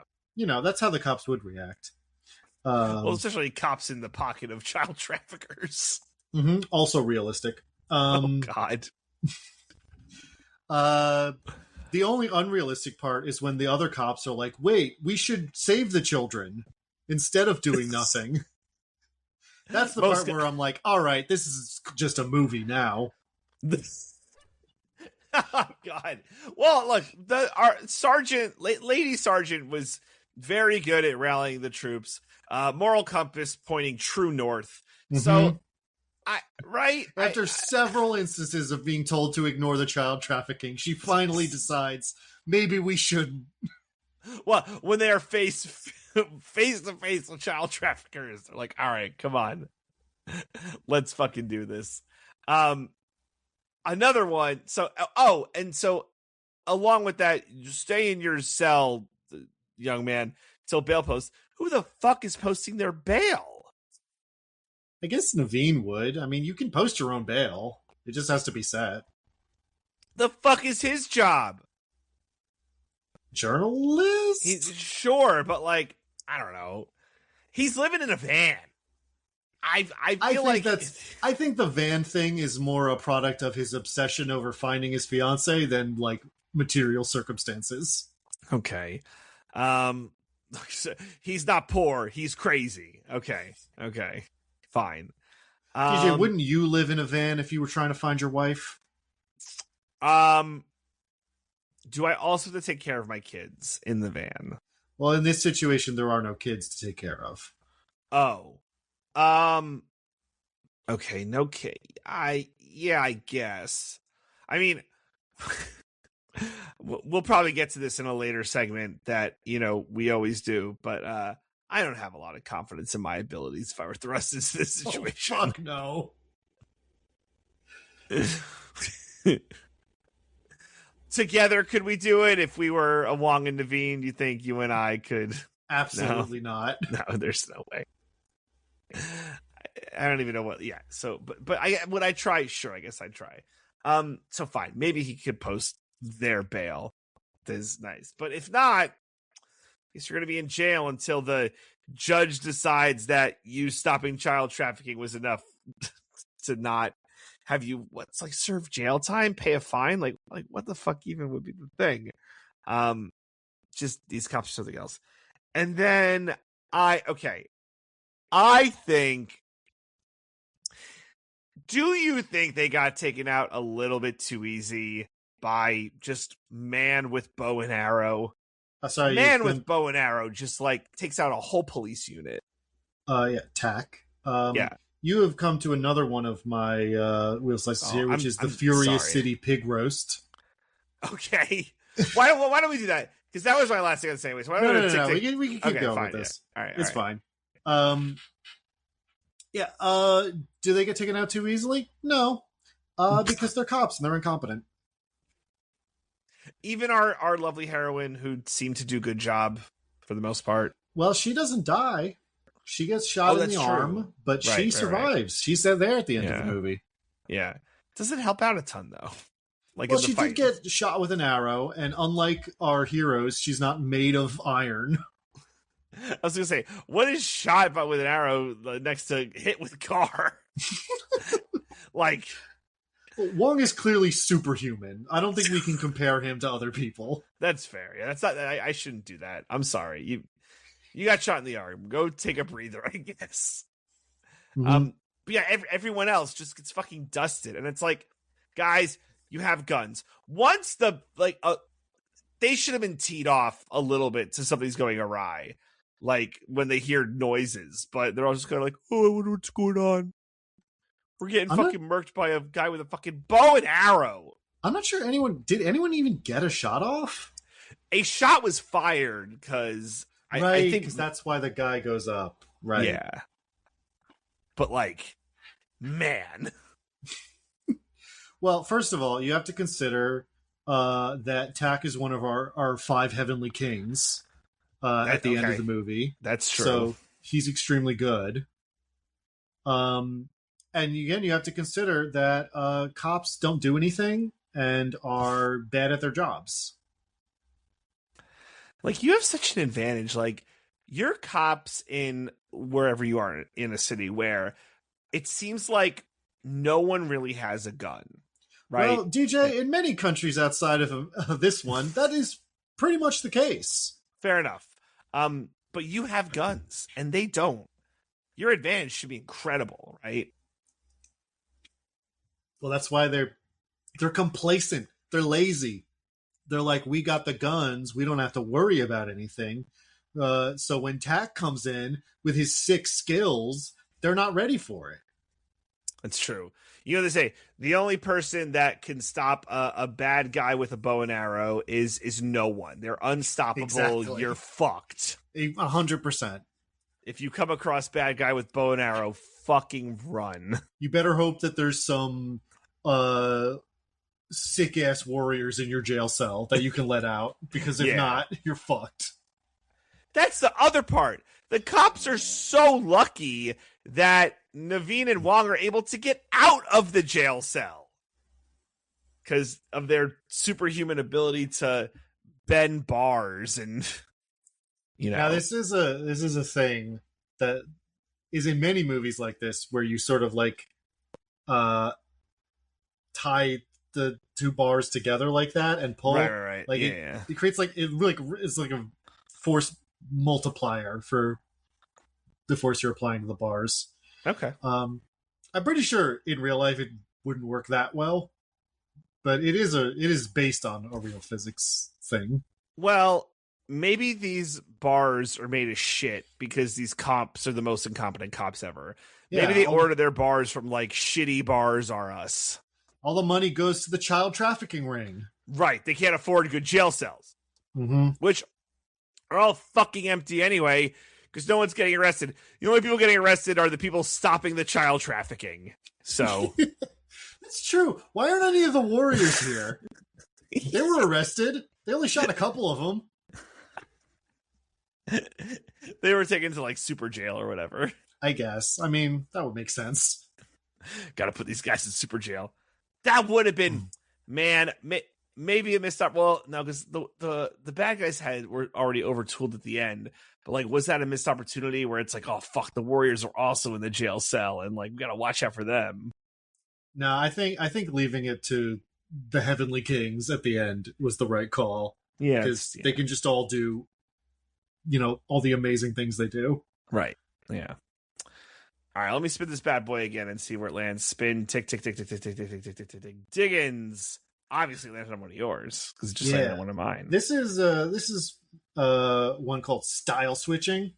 Okay. And this is just something I want to talk about that's really cool about this movie. Oh, nice. Now I'm not very knowledgeable about martial arts, so I've done some research and like read interviews and stuff that lets me know some of this. So if I say anything wrong, I apologize, but I don't really know. I don't have a good background in these things. But anyway, a really cool thing about this movie, it's something that really helps make it distinct and the action sort of like feel like different enough that it never gets boring, is that the like big players, the Heavenly Kings, as I've been calling them, are mostly have like different styles of martial arts. Like Wong is like very classic kung fu, but Naveen uses judo, which is like very grappling and like throwing. Whereas Tak uses it's an Indonesian martial art that I will be honest, had not heard of before this, so I apologize again if I'm saying this wrong. It's a martial art called Silat or Silat. I don't know. Silat. And I think Pak Long is. I know the actor is Japanese. I believe he's doing karate. Okay. Which is, obviously the disciplines all these people have in real life. Right. Although, actually, I don't think Yayan Ruhyan actually is a Silat master. I think he learned it for this. Oh, nice. Regardless, so you can really sell, like, I tried to pay attention more to this on my rewatch here, because on the first watch, I was just looking at how cool the fighting was. On the second one, after I'd read these interviews, I like tried to follow that, and you can really tell, like, first of all, that they are all doing very different things. Naveen's is when all of Naveen's fights are very focused on him, sort of like trying to like get control of his opponents and like throws, arm bars, that sort of thing. Whereas Wong is more like classic, sort of like what we expect, from a Hong Kong martial arts movie, defense and attack and everything. Brian Lee, who plays Ho, is mostly self-taught, and so I feel like that kind of comes through in how sort of he the way that guy moves is crazy. Yeah, it doesn't make any sense. Like, big guys who can move quick, you're like, what the fuck? He's like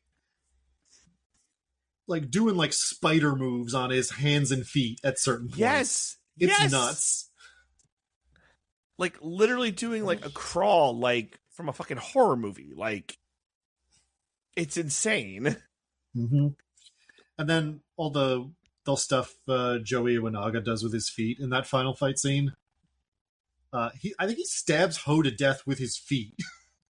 Yeah. Ho goes out like a cool guy. It was fucking... Ho goes out like a champion. Absolutely. Yeah. But I don't know. It's just something I kind of wanted to talk about because it's so cool. Did you notice some sort of did it pop out to you like how different everyone was sort of fighting? I definitely... So the Wong Naveen kind of like mini fight when they first meet in the club, for sure. Because you can kind of see even like their stance, like how different it was. I'm trying to think largely if I noticed it for anyone else. Which, I mean, there's a cool thing in that at one point, by the way, where like Naveen or Wong throws off his jacket and rolls up his sleeves. Yes, and that's because in judo, getting someone's sleeve is like really strong. Like it really helps you get control, or like twist their arm and like get them in a grapple or a throw. Right. And so Wong knows that, and once he realizes he's using judo, he's trying to take away that advantage. That's fucking awesome. God, I love little things like that. I wish I were a smarter audience member. I mean, I didn't know that when I watched it again. This is things I read. Yeah, it's really cool. And then the main bad guy, I can't remember his name. Pak Long.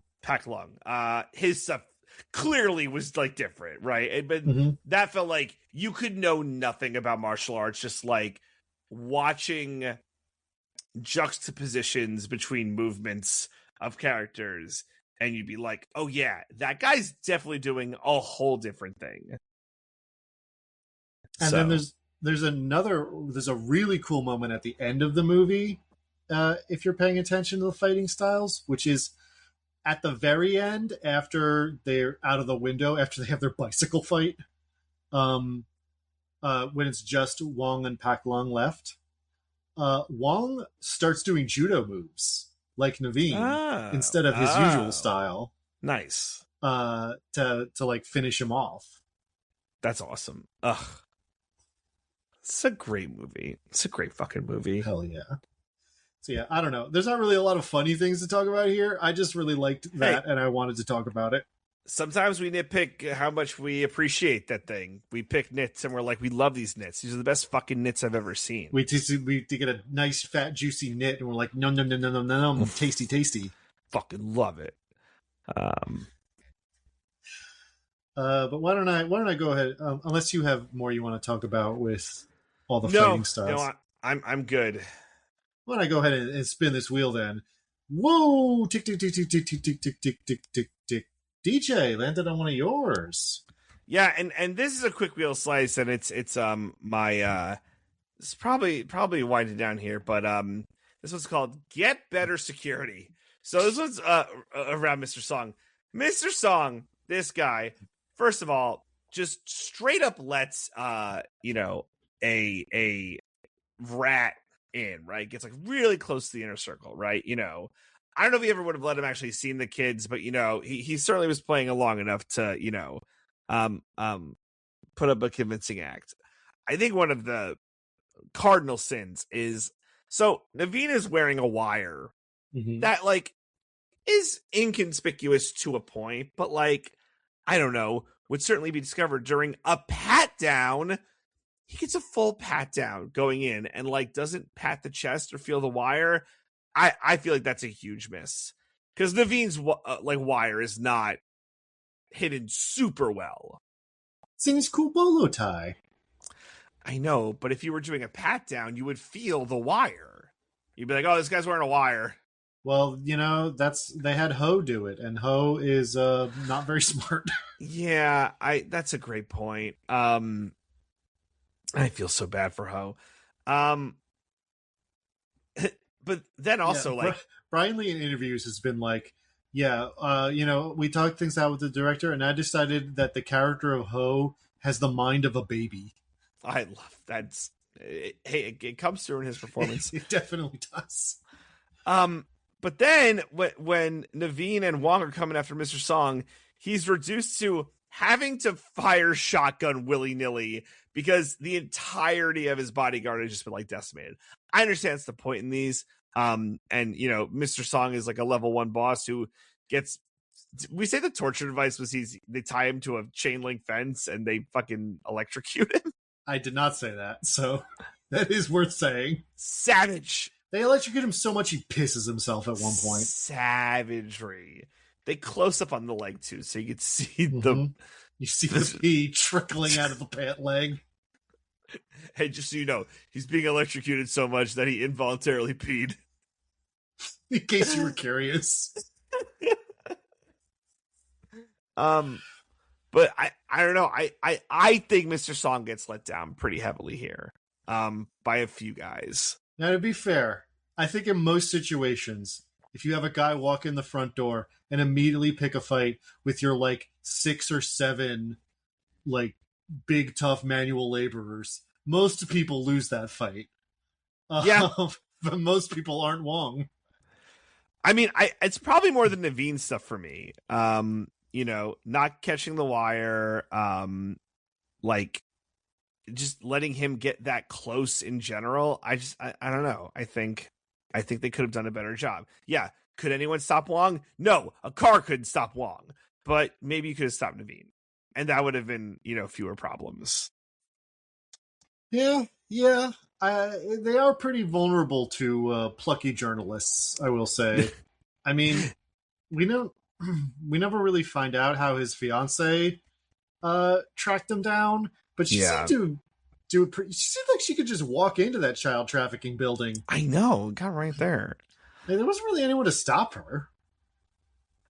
And with regards to Naveen, let's not forget, he's the one who sets up the torture device. I don't think that was Wong's doing. Right? The chain link fence? Yeah. Yeah, I think so. Yeah.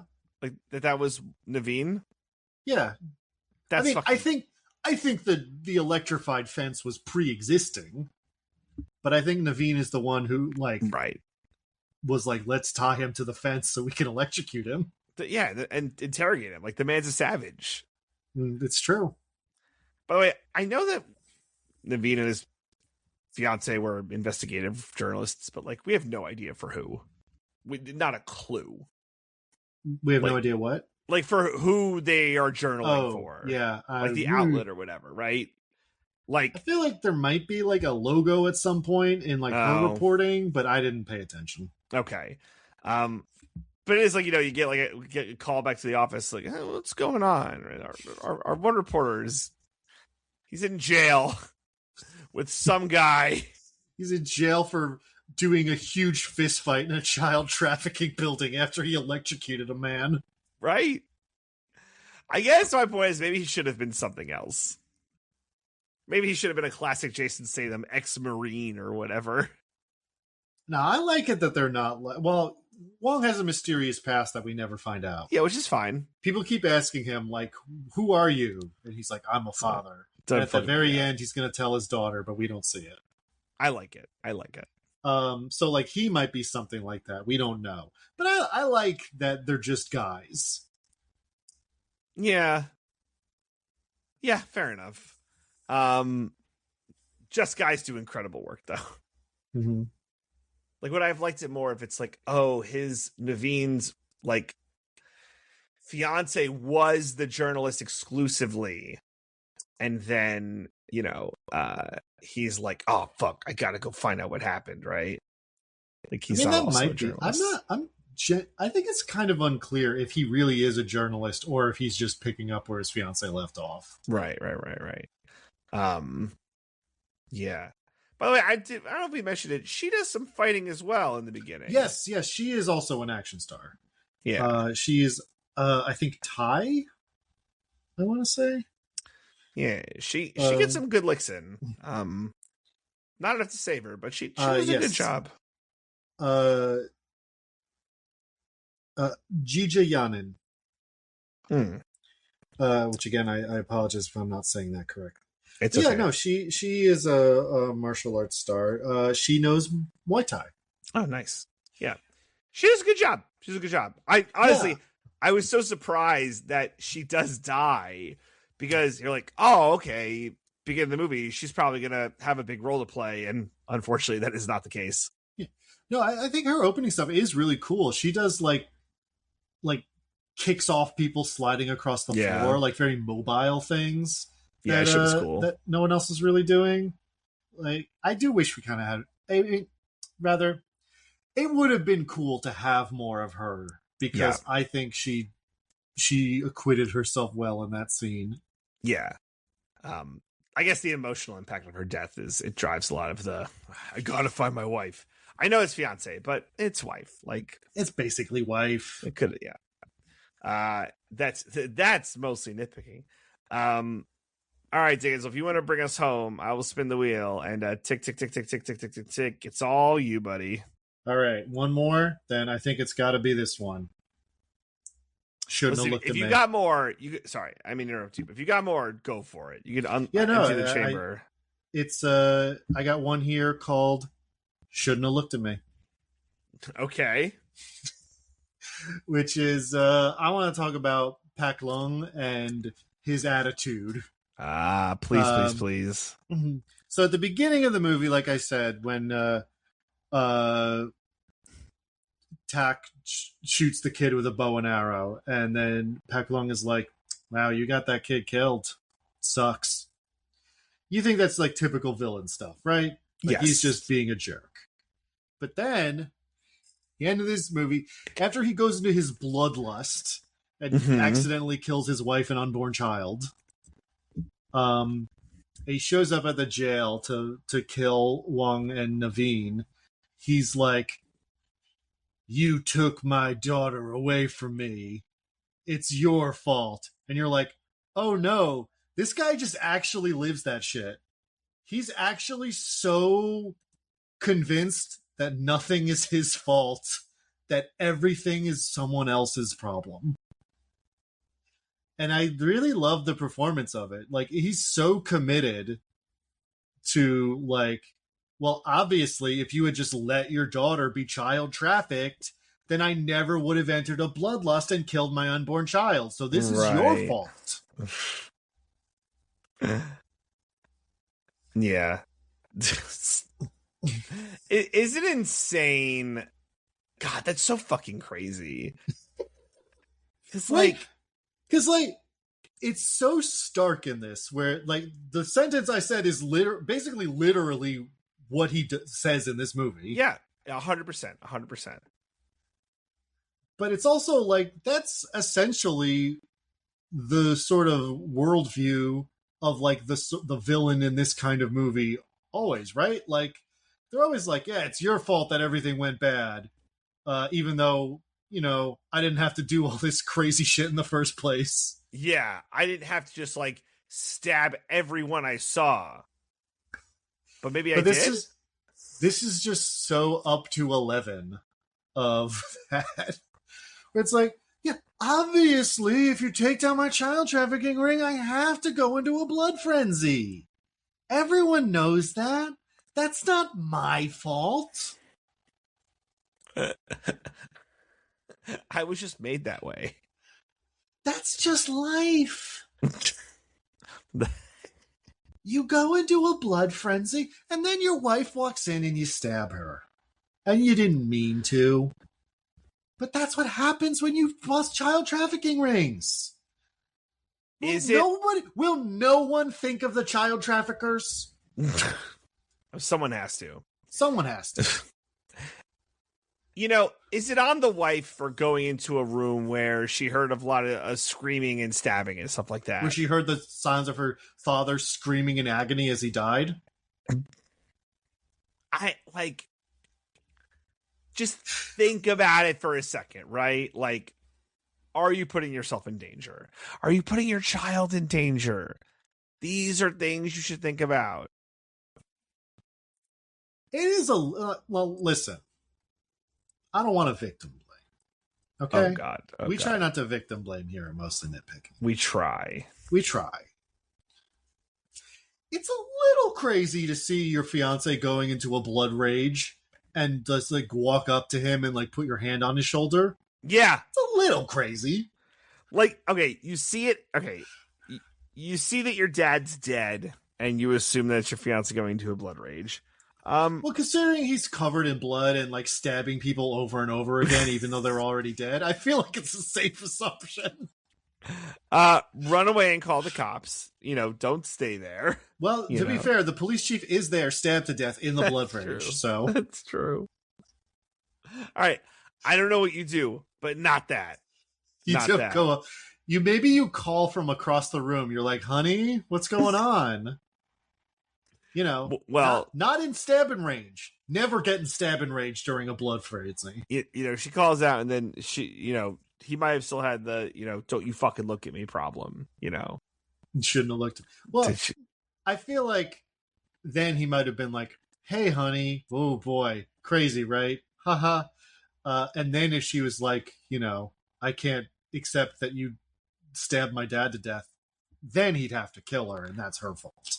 Hey, listen, if you're him, I don't know if you try this card, but he pulled the weapon on me, babe. He fucking unsheathed that sword and was like, let's go. So what was I to do? Oh yeah, I did forget the dad does like unsheath a katana. Yeah. To try to fight back, but he goes out like a chump. And that's what you say. It's like, honey, it was squaring up time. And your dad was like, let's fucking go. And what was I to do but oblige him? Mm-hmm. What was I to do but kill everyone in the room? Look, I know we don't want to victim blame, but contextually, sometimes you have to make smart decisions. And the smart decisions are getting the fuck out of the way. Listen, free advice for our listeners. If you see someone in a blood frenzy, do not get in stabbing range. Yeah. And if they're a loved one, I don't know. Maybe listen, I'm not saying you have to. I'm not saying you can't continue to love someone who's gone into a blood frenzy. Yeah, or context like that matters. You can't work things out. Yes. I'm just saying, if they're in a blood frenzy, they may not realize that they're stabbing you until they've done it. Yeah. And if you're pregnant, your first concern should be the baby. So, also that. Mm-hmm. These are just common sense safety tips. Yeah. Yes. So you're not saying it's Pack. What was his name? Pack Lung. God damn it. Pack Lung's fault. I mean, what else do you do in that situation but kill everyone? Yeah, I get it. Your child trafficking ring got found out. Your father-in-law wants you to be the fall guy. I know. Mean, what other recourse is there than killing everyone? Also, if you're the father-in-law, you already saw him take out, like, well, I don't know. Who did he take out before the father-in-law? Some fucking guy who was yelling at him. And the police chief? Was that right? I think so. He just got to start stabbing everyone. He's just going to stab anyone who was nearby. Right. And I guess, and then the father-in-law is like, let's go. And if you're the father-in-law, what the fuck is wrong with you? You're not winning that fight. What do you think you are? And he doesn't. Again, out like a chump. Yeah. So the hubris really got him there. Also getting cut in half with a sword got him too. That death, it's so hard to describe. This again, you gotta watch it, but it's such a savage death. And like, it's creative on Pack Lung's part too. Pack Lung's part two. You're like, how'd you even think of that? I mean, butter. Necessity is the mother of invention. Yeah, that's true. That's true. You have a sword. You have a father-in-law who wants to throw you to the wolves. You figure something out. Yeah. You show that motherfucker what for. Oh my god. All right. Anything else, Diggins?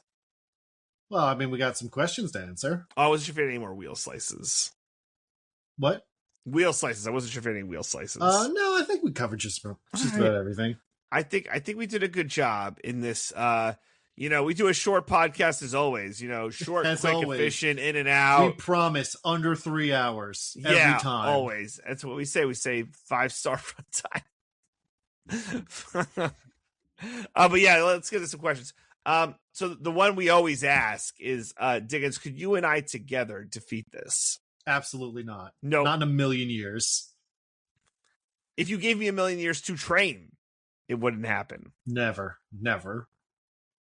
You could put me in the hyperbaric time chamber from Dragon Ball Z.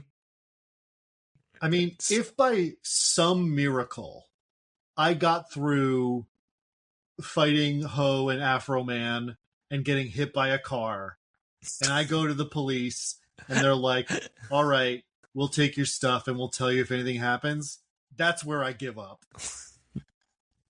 To save your daughter, Diggins. I got hit by a car, DJ. I think I've gone above and beyond already. Father of the year right here. Yeah, no, we'd be fucked. Next question. Is it woke? Huh.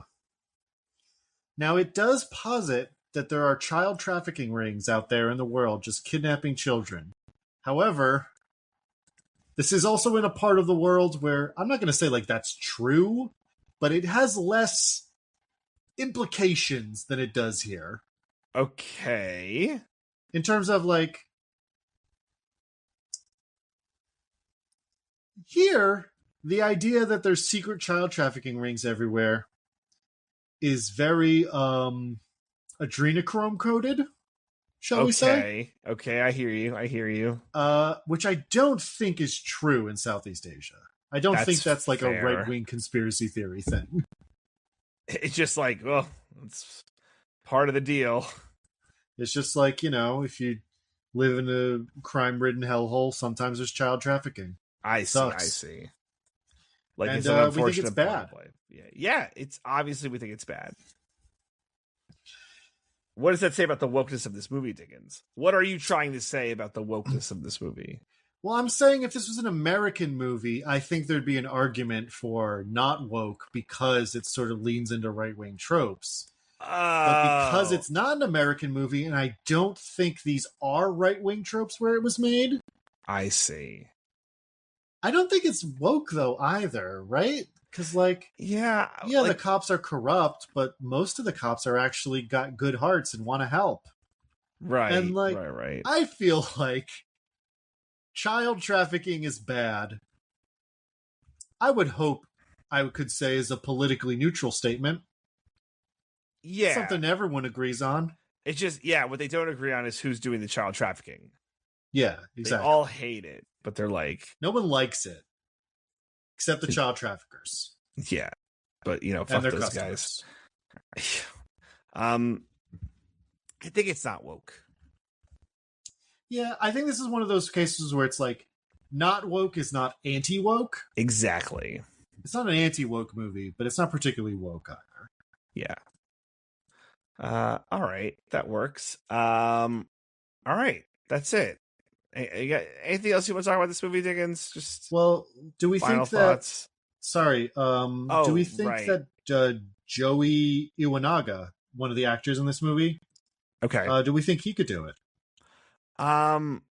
Does he do it? Well, he's Pak Lung, Joey Iwanaga. He's so good. He is so good. He's and then so also good. Naveen, not a Joey, but a Joe Teslim. I mean, I guess... man. I think they're talented enough that they could do it if they're not crazy. I think craziness is, the problem. Does that make sense?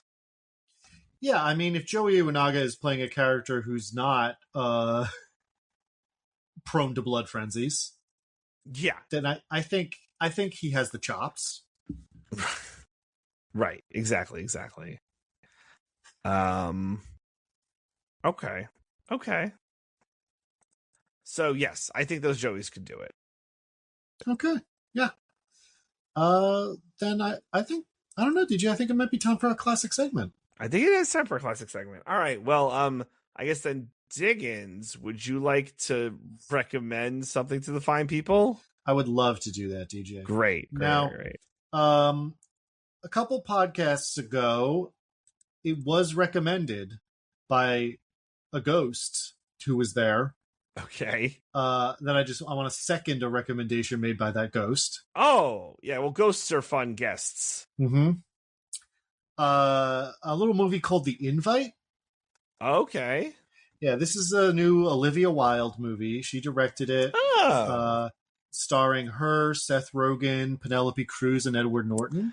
I did hear about this, and I recall. Well, yes. Mm-hmm. I heard about the ghost. Yeah, so it's a movie where Olivia Wilde and Seth Rogen are a married couple, and Penelope Cruz and Edward Norton are like neighbors who are coming for dinner that night. And it's just like the course of that evening, the four of them interacting, where that goes, etc. Motives are revealed, perhaps. Mm-hmm. Mm-hmm. Now, the ghost said that this is like an incredibly funny movie. I have a feeling that it's an incredibly funny movie if you're a child of divorce. So you're saying I would find this a funny movie as well? I think you might find this a very funny movie. I found it uncomfortable often. Can you you don't have to deep dive it, but I'm just curious on your thesis on that one. Like, why do you think that's the case? I think if you are used to a certain register of domestic conflict, yep, that you can recognize the patterns of it and find humor in them instead of being like, oh boy. Okay. Then I think this is a very funny movie. I see. Okay. I think if you instead feel, oh boy, when that happens, it's less funny. It's still kind of funny. It's still definitely, I think comedy's in there. I think for me, it was not primarily a comedy. I see what you're saying. Okay. I have to watch this movie now. To be clear, I loved this movie. Okay. I don't agree about how funny it is, but I think it's fantastic. Okay. It's very well acted. It's so tightly written. The dialogue is like just very like back and forth in a fun way that I always really enjoy in movies when they can really nail that sort of feeling. Mm-hmm. And it's really just like a character study of these four people, and it's so like fascinating. It's so good. They're all very well realized. And there's so many places it goes that you're like, there's the obvious place it goes that if you watch a trailer, you know that that's coming. But there's a bunch of other different things on the way and after that you're never gonna expect. Okay. Nice. And I really had a great time with it. Another one that is not seconding is there's a TV show I've always wanted to watch for like 20 years because I'd always heard it was like a like influential sort of like surrealist TV show that, you know, inspired. It's one of those things that you go back and watch and you're like, oh, this is what all those things were making a reference to or were inspired by. You know what I mean? Yeah. It's a show called The Prisoner. Have you ever heard of this? I have not. It's a British TV show from the 60s. It's about this this guy is a spy or like a, you know, foreign service agent, whatever you want to call it. We never like learn exactly. But at the very beginning of the series, he resigns for, again, reasons we never find out. And immediately after he resigns, he gets kidnapped and brought to this little village, this like seaside village that's like very idyllic.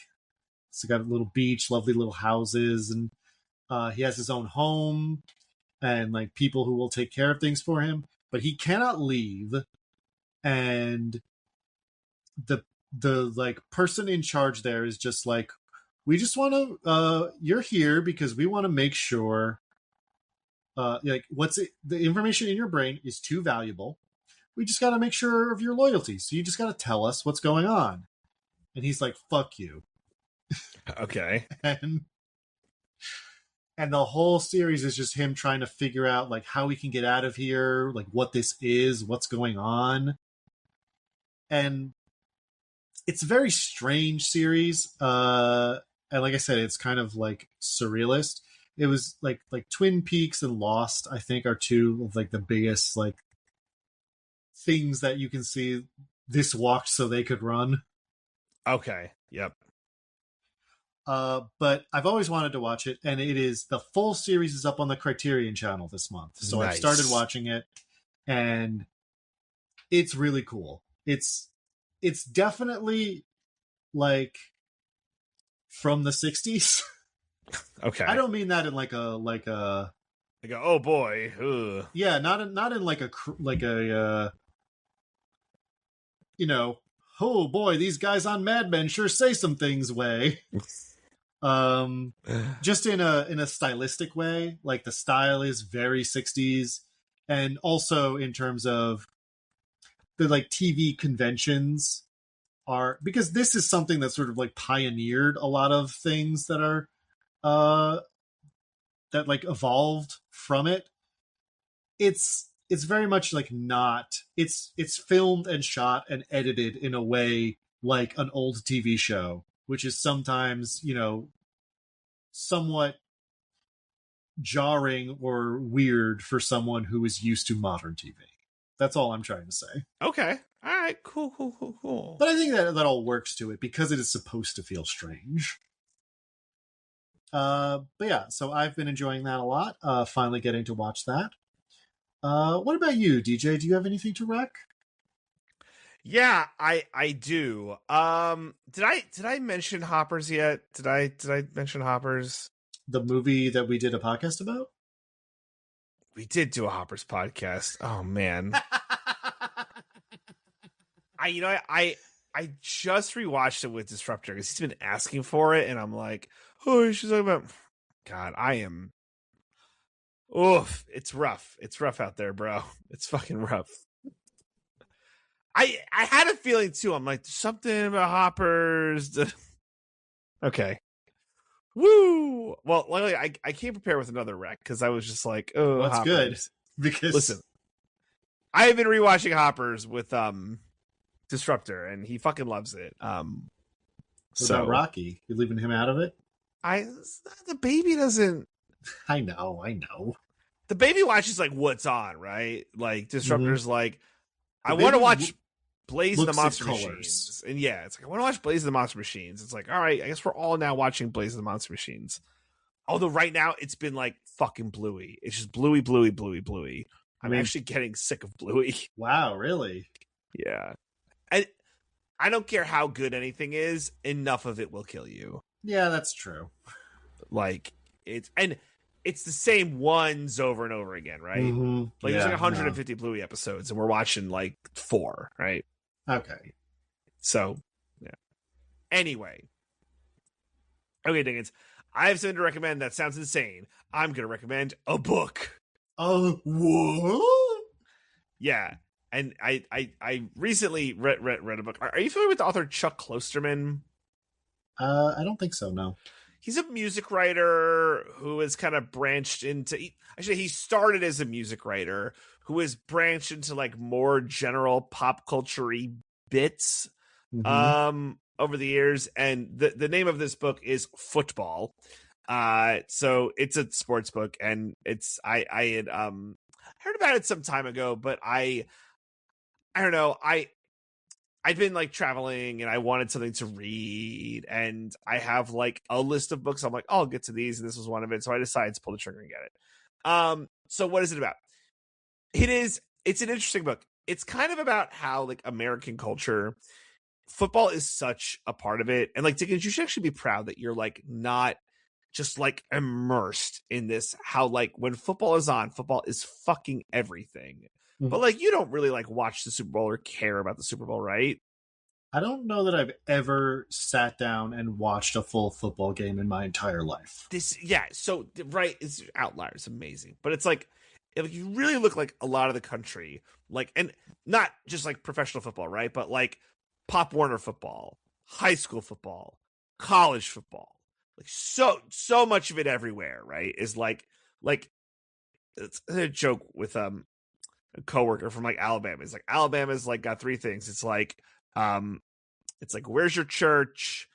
Like what street you go up on, and it's like where's your segregated community? It's just Bama or like the other one, whatever. Anyway, I'm rambling. So this book kind of like goes through like, so it starts with like, how did football get so big? Because at one time, football was not this big.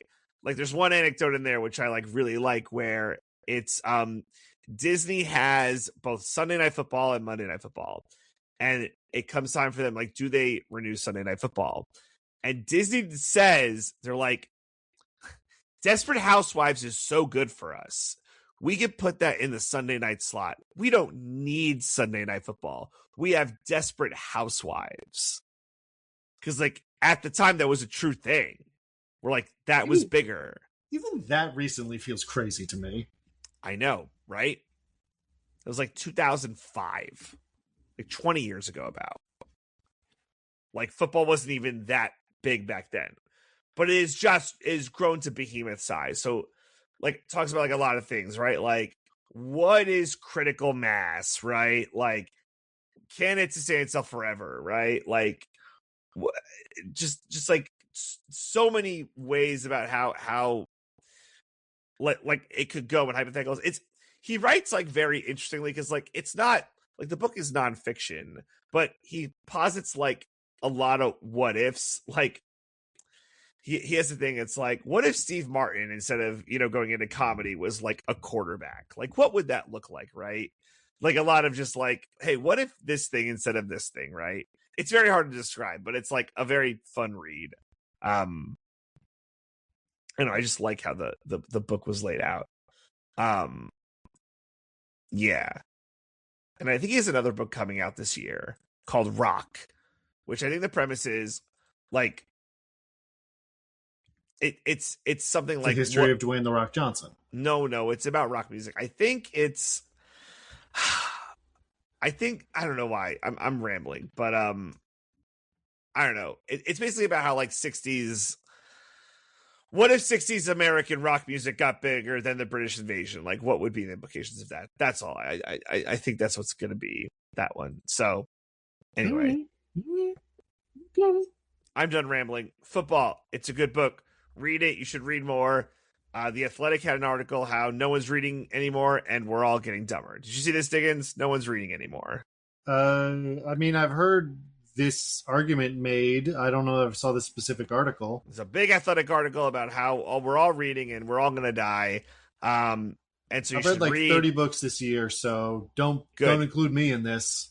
And also, audiobooks count. They fucking count. They do. Your brain processes it the same way.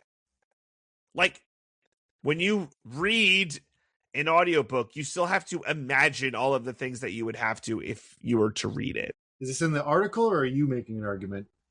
No, this for years I've been on this thing. Okay. Like, reading.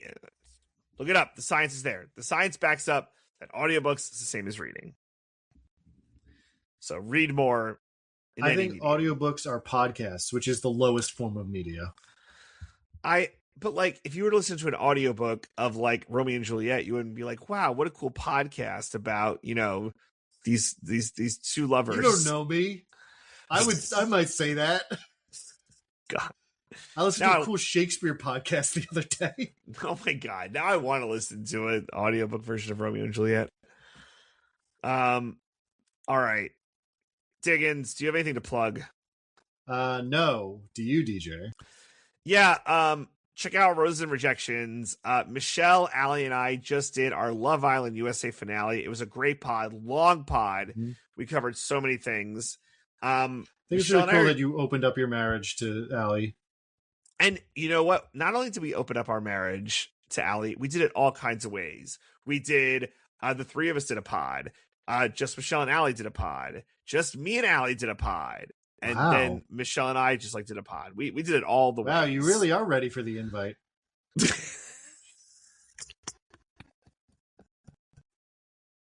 Awesome. So yeah, check that out. Michelle and I are gonna take like a week break from podding just because we need a break. And then Diggins, your favorite show's back. The Ultimatum's back.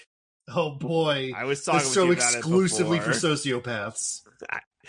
Dude, this is the 6th iteration. This is the 4th season, and they did 2 seasons of Queer Love before this. So they're able to. I don't know what it says about America that our supply of sociopaths seems to be inexhaustible. It's a great fucking show. So Michelle and I are excited to talk about it. And yeah, and then I don't know, we'll figure out what to do. We got to cobble together some reality TV stuff. We have to cobble together stuff until something I'm legit excited for, but I'm sure I'll be let down by the Wonka show that's coming to Netflix in September. Sorry, the what show? Oh, do you not know about this? Doing a Willy Wonka or Charlie and the Chocolate Factory style reality TV show. Like game show. What the fuck does that mean? There's like 12 contestants. They let them into Wonka's factory that they made, and they gotta kill them? Like, what do you mean? I'm excited to learn what will happen. That's for me to learn. I'm excited. I'm like really excited for this show. It looks fucking crazy. Oh boy, reality TV, boy, I don't know. Keeps the lights on, man. Keeps the lights on. So it's great, Diggins. It's a great pod. I had a great time. Incredible, great, the best pod ever. Some people are saying. So yeah. So next week, Odyssey, obviously. Obviously. Yeah, I was trying to get there too. Definitely movie of the year, and it'll be you and me, right, buddy? You and me will be back, just like it always is. Just like it always is. So until then, see you next week, everybody. Bye. Bye. We love you.